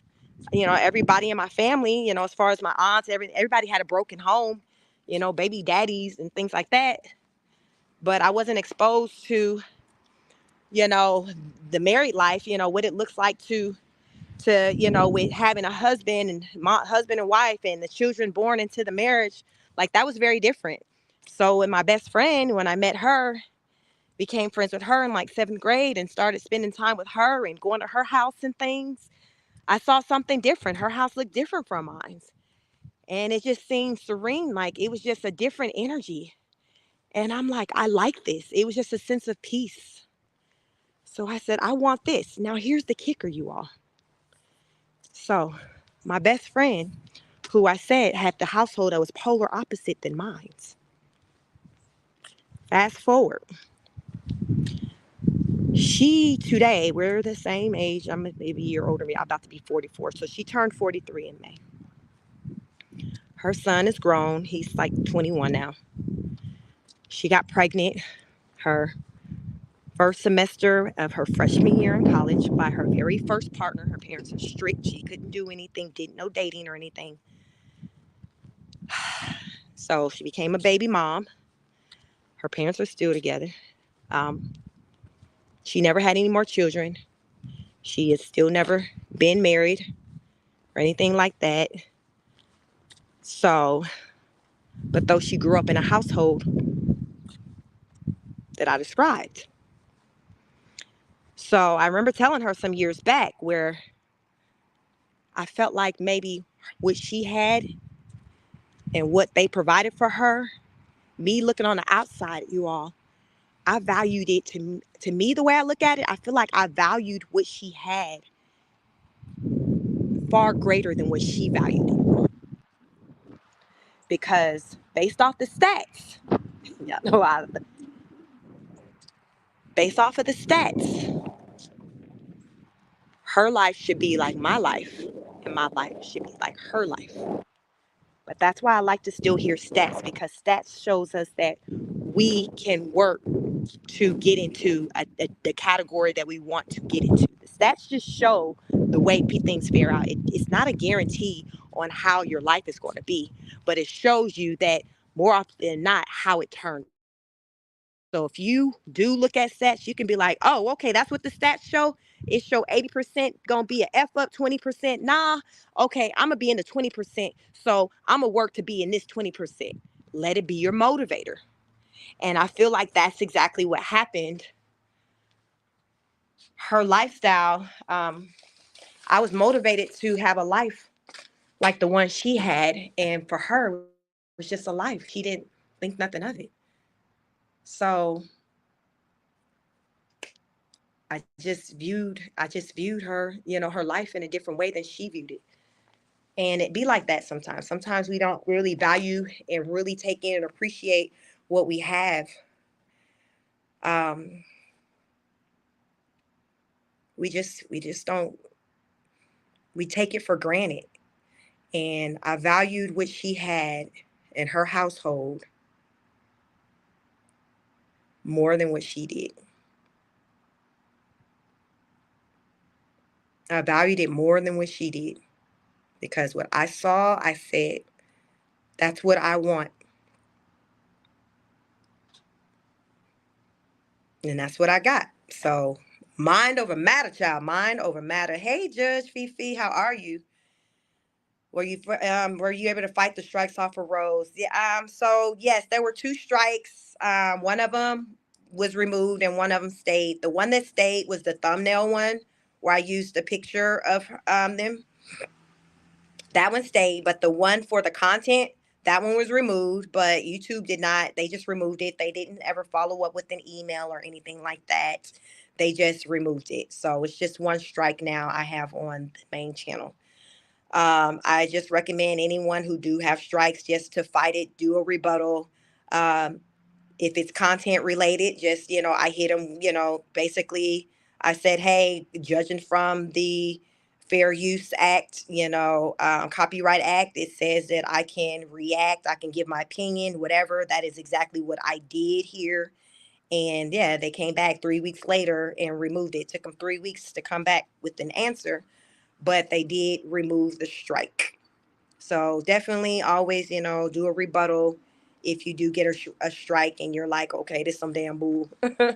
Do a rebuttal and see what happens. Judge Street said, did you have to do a counterclaim if she tried to wipe me out with 3 strikes? Yeah. So you have to do a counterclaim for each of them. And if it's dealing with the content, yeah, I just used the verbiage kind of. Yes, Judge Fifi, only one strike stayed. Yep, only one strike stayed. But I did the counter. She only had 2 strikes. Yep, I only had two at the time. So here's the thing. When she first struck my channel, she struck 2 videos. But YouTube said, hey, Rose struck 2 of your videos, but we're only going to give you 1 strike. We have the right to choose to give you, to be able to only give you one strike, even though she struck two of your videos. That's what YouTube said. How they decipher, how they determine when they want to do a strike for each video versus just one, even I don't know. They didn't tell me that. They just said they reserve the right to be able to only strike you, give you one strike, even though there may be multiple videos where there is a complaint.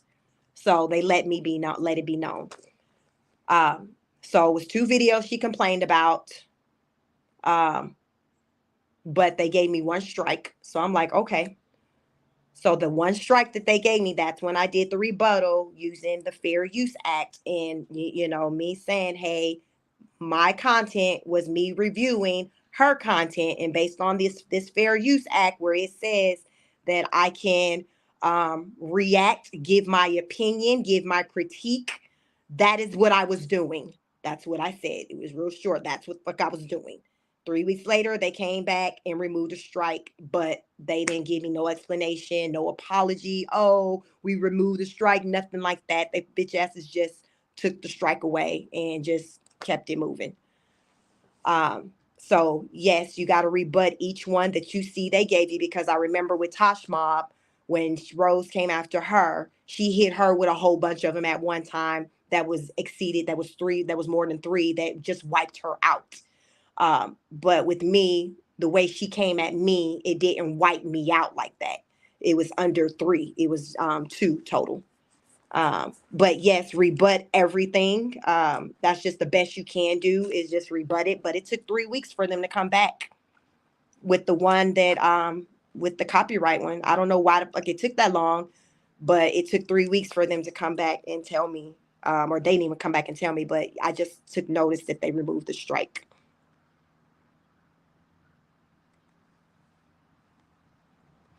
Judge says, no, Rose tried to take me out 3 strikes and they gave me one strike. Yep. So, yep, Rose tried to take me out with two at once and they only gave me one. And then she came back with another third video that she rebut, and that was the one with the thumbnail, and that one is the one that stuck. So really, told in all, she tried to take me out with 3 videos with 2 strikes, but only one of the strikes stuck. So right now I'm one of 3. That's where I'm at with that. So Amanda said, I think you're good then, as it's 3 strikes, you're out. Exactly, Amanda. And she said she must have had more than 3 strikes, surely. Yes. So yeah, I know with Tosh said it was more than 3. So it was, yeah, when Tosh got taken out, it was like, more than 3. Like, I guess most likely what Rose did is like, it was probably like a bunch of videos at one time that she probably flagged. And it was like 3 or more. And YouTube found justification for the strike. So it instantly, just in one swipe, 3 strikes you out, kind of, took her channel out. Yeah. But just keep in mind that it's, if you are rebutting it, it could be a minute pin, like with me, like the one with the thumbnail, they quickly came back in like within 24 hours to say, nah, this one's sticking. But the one with the copyright one, that it took them 3 weeks to come back to just be like, okay, yeah, nah, you good. 3 weeks, because it went under review. So, in your back studio, you can see the different, like the stages that it's in during the review process. So when you go in, Fifi, and do your rebuttal, it's going to change the status, and you'll be able to see the status of where things are at pertaining to the decision. And mine was sent off to a review, I guess, to a higher level. And like I said, that was a 3-week process, as it was just sitting before, because I was going to try to Google and figure out how I can follow up on it, because it took so long, because I think it should only take closer to like 10 days. That shit was longer than 10 days. But before I got a chance to kind of research and figure out what the hell was going on, I took notice in my back studio that one of the strikes was removed. So I'm like, oh, they asses took that goddamn strike down. I guess the video should, I never even went back to see if the video is back up or not like that. I just noticed that strike was removed. But I just kind of found it odd that they didn't follow up with an email to let me know, like, giving me something formal to say, hey, the strike has been removed, just like they followed up with an email when they told me on the one that they did not remove. We're not removing it. They followed up with a goddamn email for that one, but they didn't follow up with an email for the one that they did remove. So I'm like, ain't that some damn shit? Y'all don't want to follow up on one that y'all fucked up on, but y'all follow up on the one that y'all feel, we got this one right. We got this one right. But I'm like, all right, whatever. Long as that bitch was removed, that's all that matters. So yes, continue to just rebut whatever you got. Um, but yes, also I would suggest to Fifi, I seen you put out there talked about wanting to start another page, another channel for anyone who's wanting to, if you are dealing with issues with her on a channel. To me, it doesn't make sense to where if you start another channel to have it heavily focused on her again, because you're going to still kind of have those same type of problems. I would say try to just start something and do something different where she's not a part of the conversation. On my backup channel, I'll have certain pockets where my conversation is centered around something else, but I may a little bit dab into, talking about them a little bit, but not too much, because I don't want my second channel to be anything just associated with just that type of content, because it's already enough with this channel trying to kind of keep things going, and fighting against, like, I don't want that. So I just want a different kind of energy with my second channel. So Fifi, if you're still listening, if you start up your fourth channel, I would recommend don't have it centered around her, because to me that's just still putting you back in that spiral of just having to be fighting dealing with her. Just do something different, even if it's some other person you want to focus on, but don't have it heavily focused on her. You may dip and dab and throw some stuff, but just don't have it heavily focused on her. To me, that's just the smartest way to do it with a backup channel, because the purpose of the backup channel is that you want your backup channel to be your safe channel, not a channel where that person can come for as well. So if your channel over there is just something different, YouTube ain't gonna be trying to link the two. They're gonna be like, what the fuck you talking about? This ain't got nothing to do with you. So yes, do something different over there, and then you keep your rose stuff wherever you keep it, and that's kind of what I've been doing. um yeah, so that's my recommendation. But yeah, you'll be fine. But you got multiple channels, so you know how this thing works. So just move around and just talk about your other shit that you like to talk about, because here's the thing, when on this channel right here, people like for me to talk about rose shit all the time. I got my workout videos, but people like to talk about rose stuff. So it's just like, okay, but I be want to talk about other shit too. But people wasn't here for me talking about other stuff.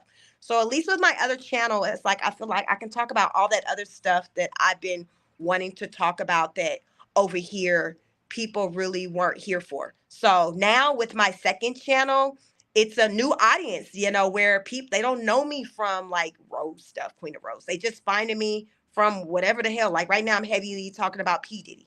His shit's so out of control. So they're finding me from that. Like they don't know who, they probably don't even know who the fuck Rose is. Like, so they don't, you see, it doesn't cross. It doesn't cross. So that's what I like. It's just a whole different. Now, some of my, people from this channel follow me over there, which is awesome. But I got a lot of new people over there who are here for the things that I'm talking about over there that's not Rose related. So it's nice to kind of be able to check out and to not talk about her and to talk about some other things. You probably too, Fifi, will find it refreshing to just be talking about some other shit, because the world does not revolve around her. And I think with the way, everybody, a lot of people talk about her, it gives her this illusion, this thought that the world actually does revolve around her. And it really doesn't. It really doesn't. So, but definitely move around, try to do some other stuff. Hey, Handy. Hi. You said, miss you, girl. Missed you guys too. I was on vacation. Amanda says, it is so true, Chic. Any woman can get a man, but only a real woman can keep a good man, right? Like, that's the thing. A lot of times women get it twisted and thinks that just because a man will play with you and lay with you, that he'll marry you, he'll take you serious. Child, that ain't got shit to do with nothing. That ain't got nothing to do with nothing. Just because a man will you or play with you, it doesn't mean that they'll do like take you serious and take care of you and wife you. Like, it doesn't have, like, when they say a man would goddamn do anything, like, it doesn't have anything to do with that. And some people really get that shit twisted, and they think that that's kind of like it's about the physical, and I got the fattest ass, I look the best. Like, it's not based on that. Hey, Karen. She said, missed you all too. glad to be back. I had just trying to get caught up on some things. It's a lot been going down. Well, a lot that went down since I've been gone. I was out for a week on vacation, so good to be back. Judge Fifi definitely continue to fight, but also in the meantime, go ahead, build that other channel, promote it, and yeah, listen, it ain't your first time at the rodeo, so what I am seeing is that, when you've done it at least once or more times with building the channel, it becomes easier the next times around, when you go to build, because you know what you need to do, the kind of energy you got to put into it. And that's what I'm feeling with my second channel. It's like, I'm grassroots up on it, but I know what it takes to build a channel. And Fifi, like the watch hours, I've already gotten all of that just while I was away on my vacation. I came back already. It's well over 4,000. It's probably now like close to 5,000 watch hours already. And I had the second channel for like 3 weeks. So the watch hours are already there for my second channel. It's just building the subscriber numbers up. So I just got to keep putting out content and get to my 1,000, and then I'll have that monetized. But the watch hours are already there. So that came very fast.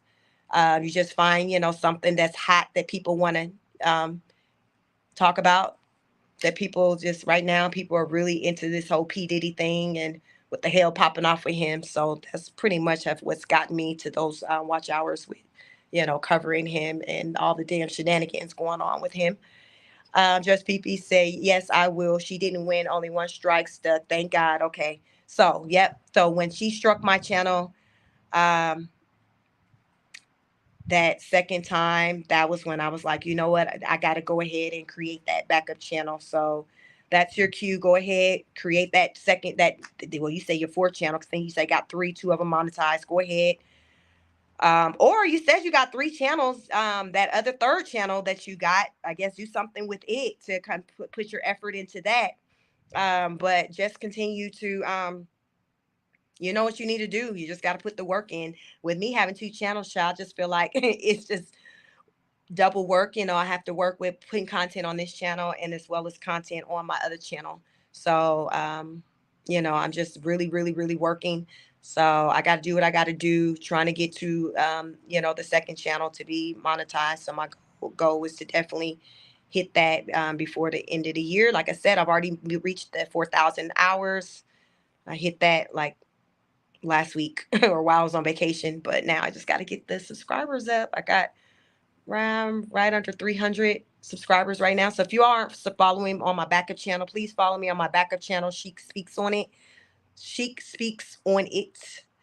And so I just react to other viral moments, things that are going on in the world right now. Heavy conversation is P. Diddy, because child, y'all know he got damn locked up.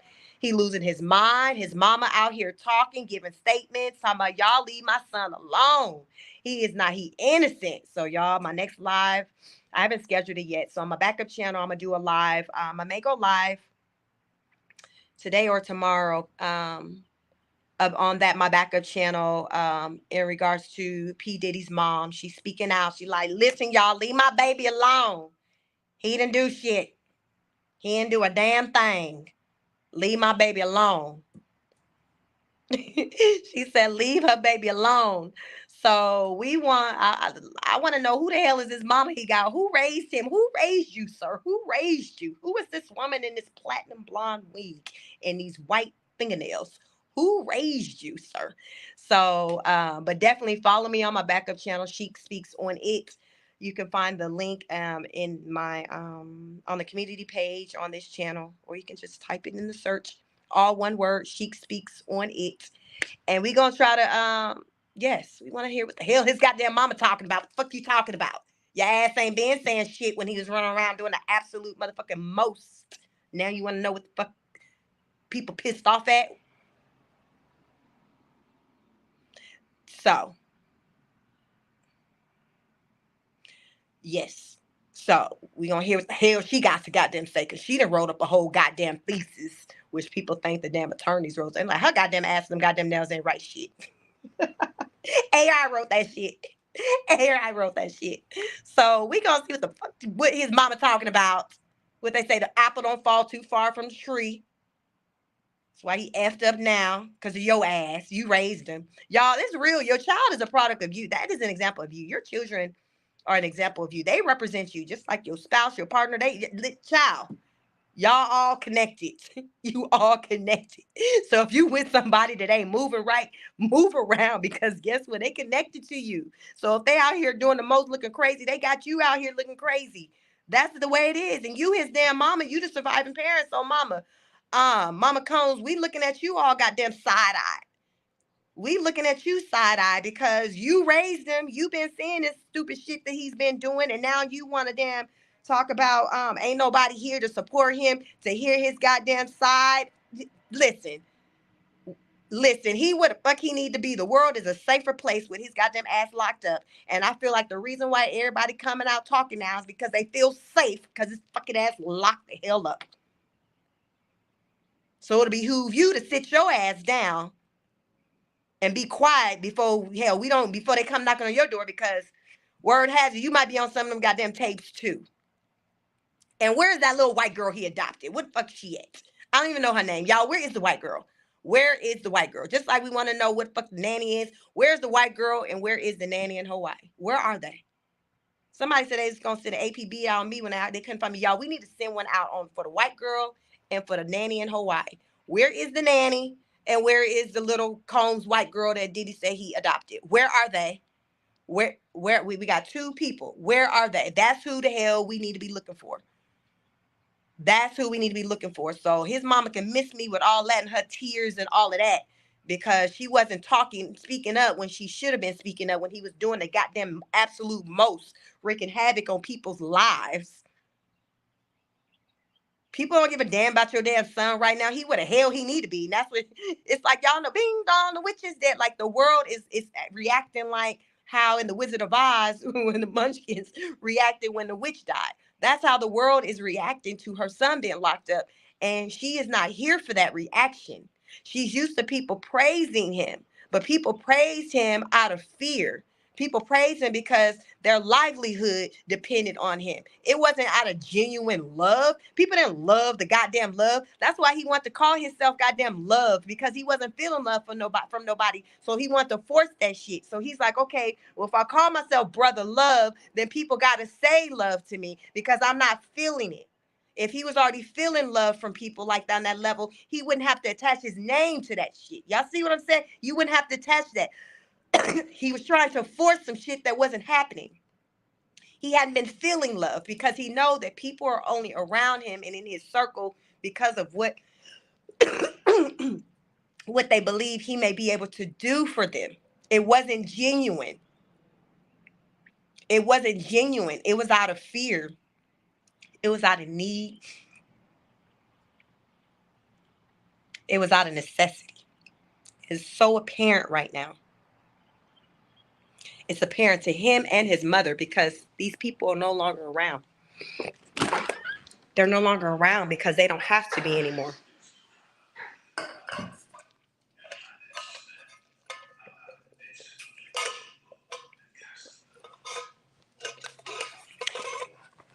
These people were only around in his life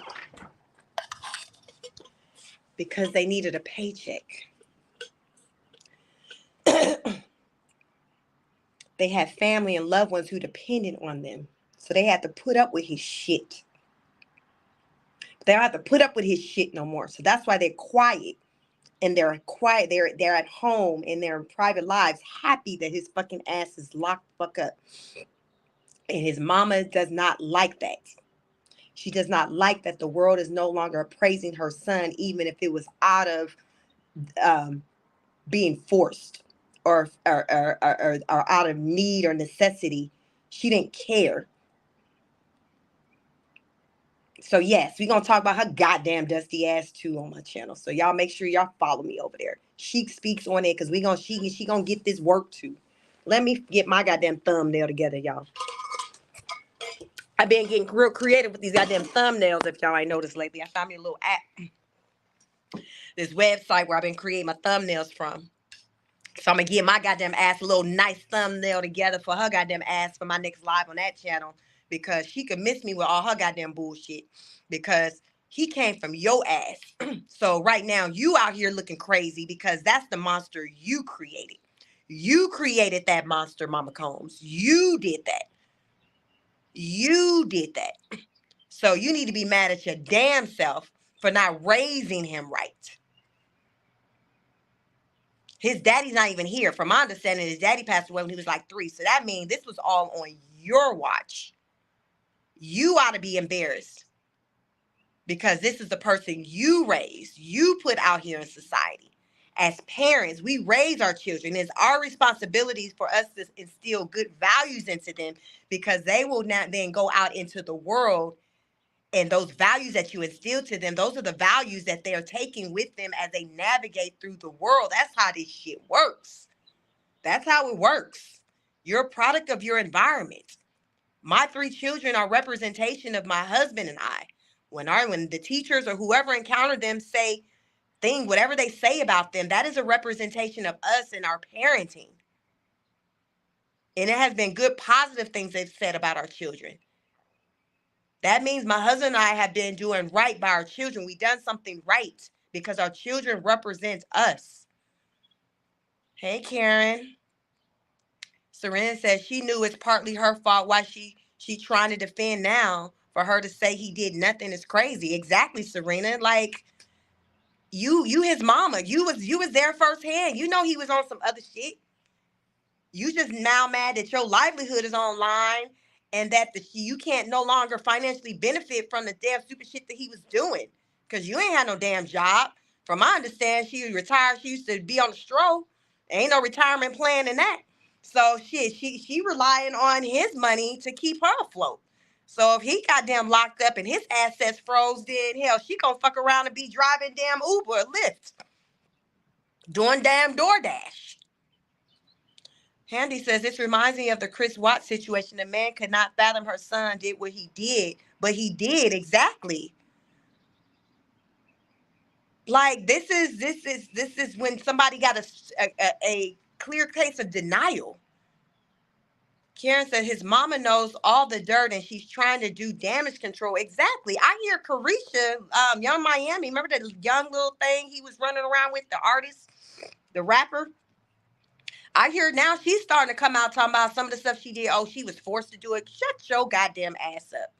I'm so sick of her ass.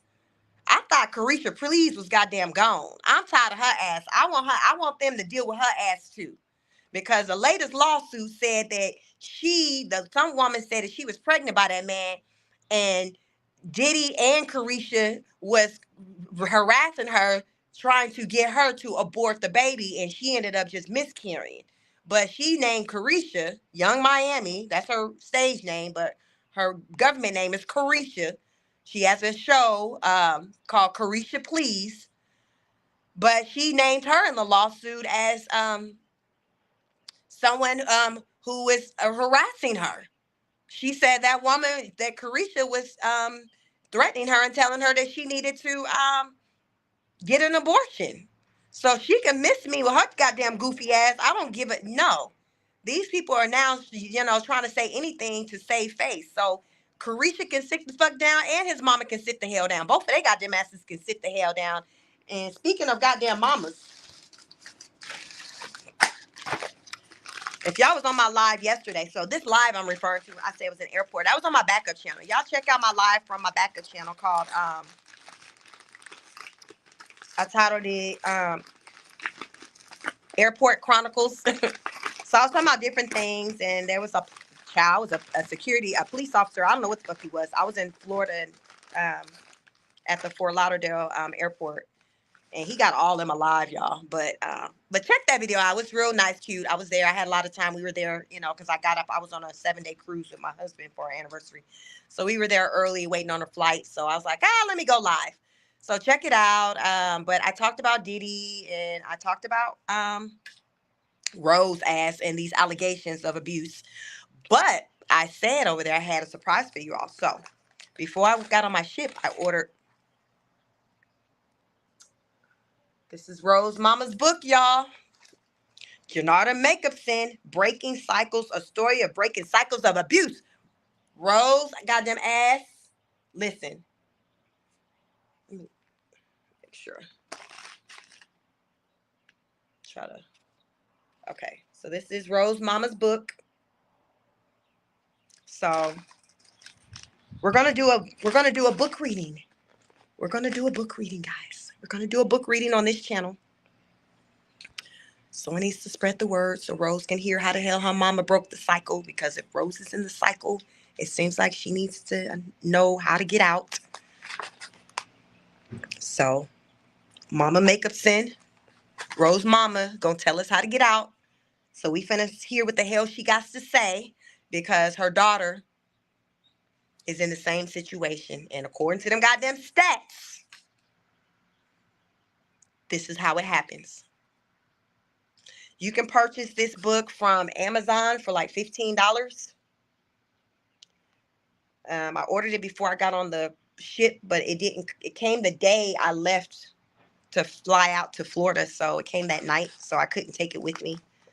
Um, but when I came back, I had it. So I want to do a live reading just like we did on my backup channel with the Kim Porter's the story that's allegedly Kim Porter's last words.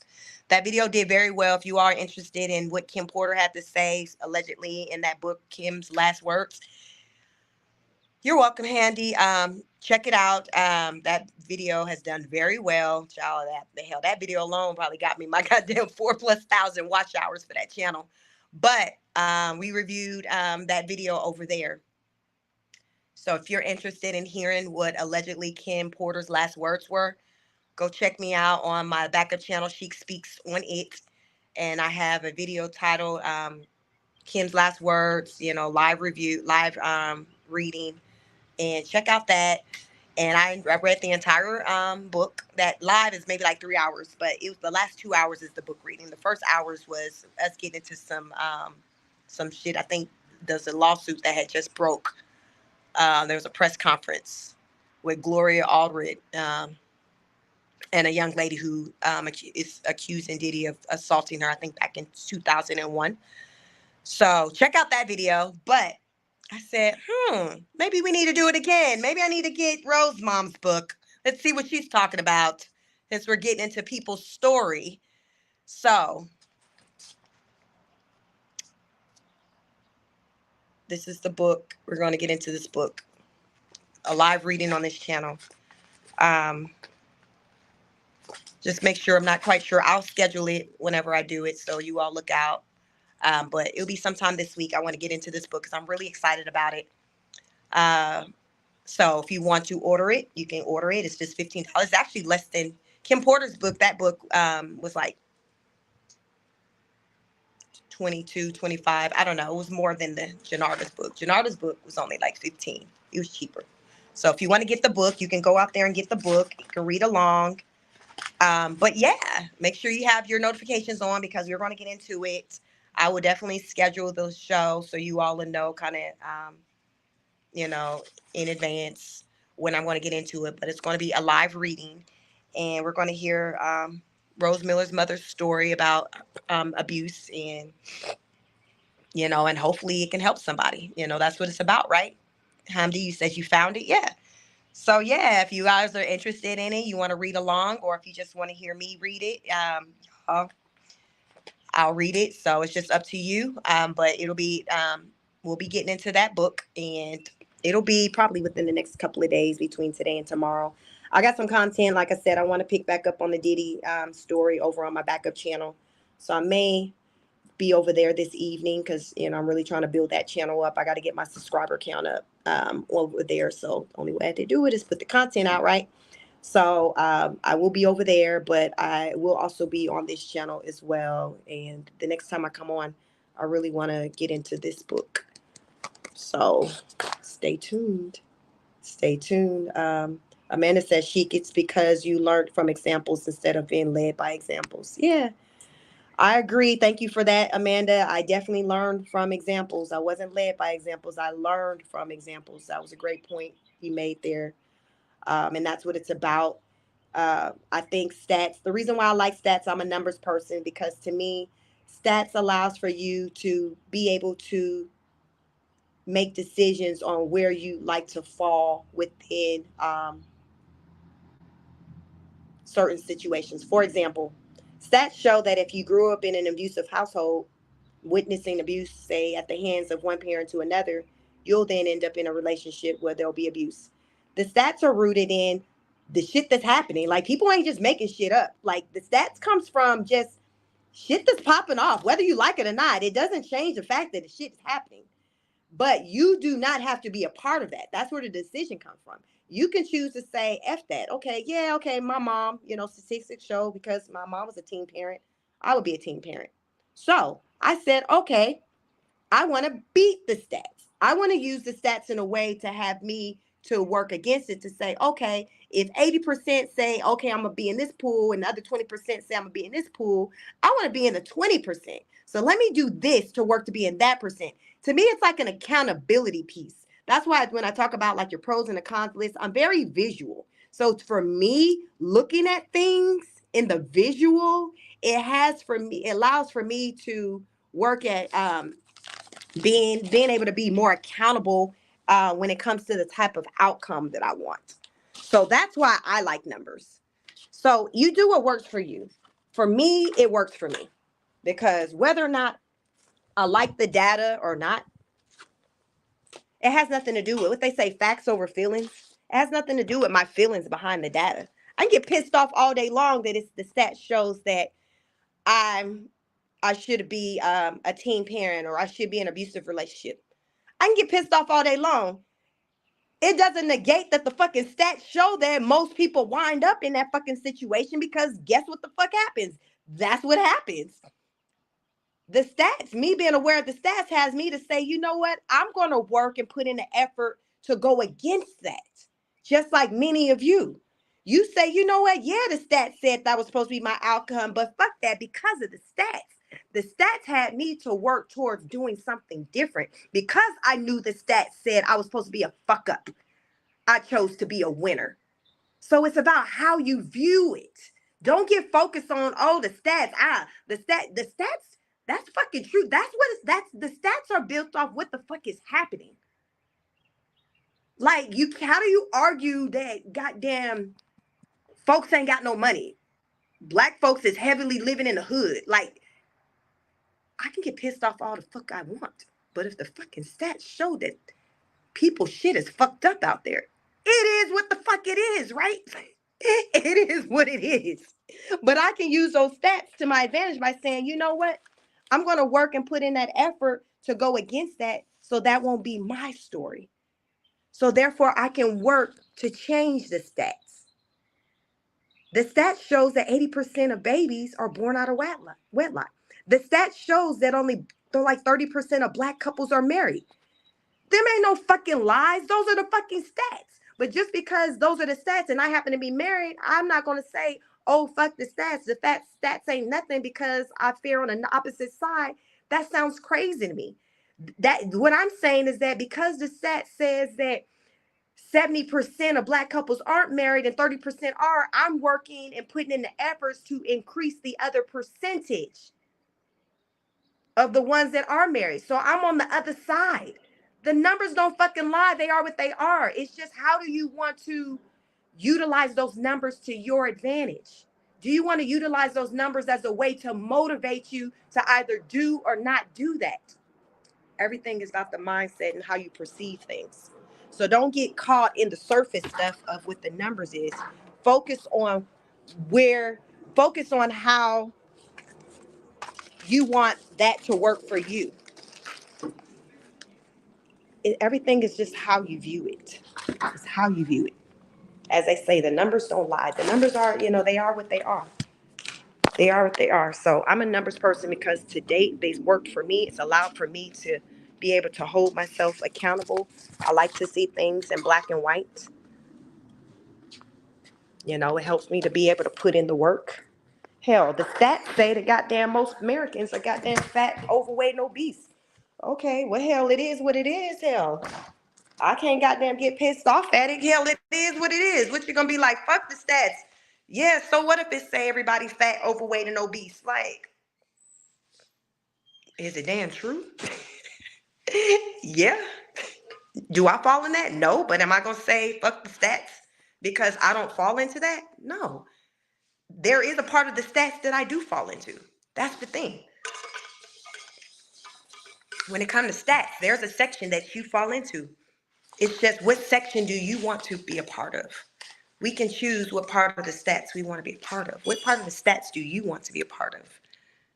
Life's about choices. What part of the stats do you want to be a part of? Because with everything, you are a part of that statistic. You're in control over what part you want to be a part of. You can't just say throw the whole fucking stats away because you win one part and they predicted you was gonna be in another part. Like, that's not how this shit works. It's not how it works. When you know, you know. It's not how it works. Say hey, Craig. Hello, hello. I missed you all too. I'm back. Y'all make sure y'all got your notification bells on because I got some stuff, great things planned. Like I said, we're going to get into Rose Mama's books and see what the hell she's talking about and how she got out of her abusive situation, because it seems like her baby girl needs to know. And she probably too prideful to invest in her mama book, but that's all right, Rose. I bought it. Come on over here and listen to what she had to say, because I feel like whatever she has to say is going to be something that people will be able to benefit from. You all see that? This is Rose Miller's of Queen of Kings, her mother's book. And her mom, she was in abusive relationships. Aqua says, you're still on good. I was catching up with Tosh. Yeah, so yes, I got Rose mom's, her mom's book, and she was in an abusive relationship. Remember, we reviewed an interview she did with another content creator. I think Banji AdSense, and yeah, he had read her book, but I want to do a live reading on her book. Yeah, I want to do a live reading because I think, we'll be able to better to understand her mom, as well as understand where Rose came from and why, she may be the way she is, because like I said, we're a product of our environment. But yes, as an adult, we all have the responsibility to move accordingly and as we see fit. Hey Pam, yes, I'm back. Yeah, life's about choices. Our life is heavily made up on the decisions that we've made and how we choose to make them, how we choose to move. And if something ain't working for us, guess what? You got to move around. We got to move around, and it's hard. It's hard for a lot of times for us to move around because we get so comfortable and complacent in doing what it is that we've been doing. But you just got to do sometimes, those things that just feel uncomfortable and that feels very hard. And a lot of times it's for life or death. You got to do it. So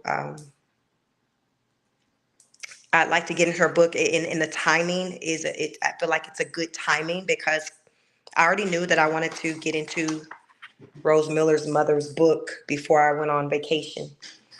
And then when I came back and I saw, different content creators had titles centered around abuse and things, and her husband allegedly being arrested for abuse, I'm like, wow. Getting into her mother's story, it's a good time to do that because she may need guidance on how to get out of whatever situation she's in, meaning Rose. So we can get into this book and see how her mother managed to survive the abuse, because whether it be Rose or someone else, it may benefit somebody else. So why not? Aqua says, sounds great. I would love to hear about her mom's story. Thanks for sharing with us. Stacey said, this is really why Rose continues to stay with Brett. She doesn't want to break the cycles of abuse, right?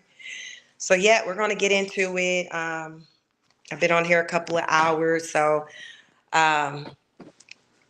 we did a walk and talk. We talked about a lot of things. And that's the next thing I want to get into is Rose's mother, Janarda Makeup-Sin's book, and hear her story. And we want to see parallels because, remember, according to them stats, children who grow up in abusive house homes end up being a part of being in abusive relationships and things as adults. It's just a cycle. Like, it is what it is. It is what it is. It's sad, but it is what it is. But when it comes to stats, like we don't have to We can choose again, like I said, what part of the statistics we want to be a part of. Because I was a part of abusive home. Like there was things that I endured that my life does not mimic because I put in the effort to do something different, to not be a part of that statistic that said that I would have that type of lifestyle or be in that type of situation. So it was the work. I always feel like it takes more work to go against the grain than to go with the outcome that people expect for you to have. It's far easier to follow along with what everybody else is doing versus to do something different. And I've done a lot of things differently than people like in my family and things like that. And it's taken work. I feel like it takes more work for me to have done that versus what many of others done, because it's so much easier to just be led by kind of what you saw. I think it's just natural for people to do from a comfort, but that's not what I did. I just knew and felt like that there was more out there and there was another way. And I was motivated to want to explore the other way because I already knew what one way looked like because I was raised in it. So I'm like, well, why not try something different? Because I know what this is like and I didn't like this. So if as an adult I have the choice to choose what type of life I want, then let me try something different because I already know what this is, but I don't know really what that is. But that looks kind of good. That looks kind of good. So let me try that. And that's what I did. Like it really wasn't that deep. It was just me doing something different, taking a chance. So my battery's running low. I'm at 10%. But you all make sure you follow me on Thank You Virtuous Woman. Follow me on my backup channel. She speaks on it. I'm going to be covering P. Diddy. His mother is speaking out. She's defending, she's windmilling for her son. She's wondering where the supporters are at because it's been radio silence from people in the industry. Ain't nobody um, walking around with signs talking about free Diddy. Ain't nobody. She just the Lone Ranger. Y'all remember Carisha in that audience had "Love You, Poppy" when he was at that award show, and he shouted out and was loving and talking about how he loved Cassie, but didn't say shit about her. She out there in the damn audience with her damn "I love you, Poppy" sign, looking goddamn crazy. Y'all remember that? That's how Diddy mama is out here outside of this damn prison with her sign talking about free Diddy as she's standing by her damn self. Because right now, from what I hear, Carisha ain't even standing on the side of her. She run around talking about what he done forced her to do. So you all follow me on Sheik Speaks on it. That's my backup channel. I'm covering all things Diddy right now. So it's a lot of information over there. If you want to be in the know with what's going on with him and his case, follow me over there. This channel, my main channel, Sheik Speaks, all things fitness, Queen of Kings. We will be doing a live book reading on Janarda Jacobson's book. This is Rose Miller's book, Rose of Queen of Kings. Her mother has a book, and we want to hear what the hell she got to say, y'all. We want to hear what she got to say. So we are going to give her the floor and listen to what she has to say. And this is going to be taking place very soon. So just don't know. I have to figure out when we're going to schedule it. Let me see. Amanda says, I can't wait to go through the book, regardless of what people think of her mom. She got out where she could, unlike most that it can't, and she left the kids with him, and he never hurt them, only her. Handy says, it's so easy to blame our circumstance, but we have to rise above the cycle. Thank you, Sheik. Yep, got to rise above. We can't sit in excuses, right? Ain't nothing to it but what to do it. That's what I say on my workout videos. Ain't nothing to it but what to do it. And you just got to put in the work. Nobody's exempt from putting in the work. So you all make sure you're following me on all platforms. Please like, share, and subscribe. I will be back live on one of these damn channels, probably this evening. So make sure you're following me on both platforms. Because, it seems like lately I've been kind of toggling between the same content between the two platforms. So even on my backup channel, you'll hear me throw in some Queen of King talk a little bit here and there. So make sure you follow me on all platforms. Amanda says, I saw the interview on the Champagne Show. Little Paul says, hello, Sheik and everyone. Hoping you all have a good and blessed week. Hello, Little Paul. Thank you. Thank you, thank you, thank you, everyone, for joining. Listen, my phone about to die. Y'all got the walk and talk in with me. I'm back. I've been gone for a week-long vacation.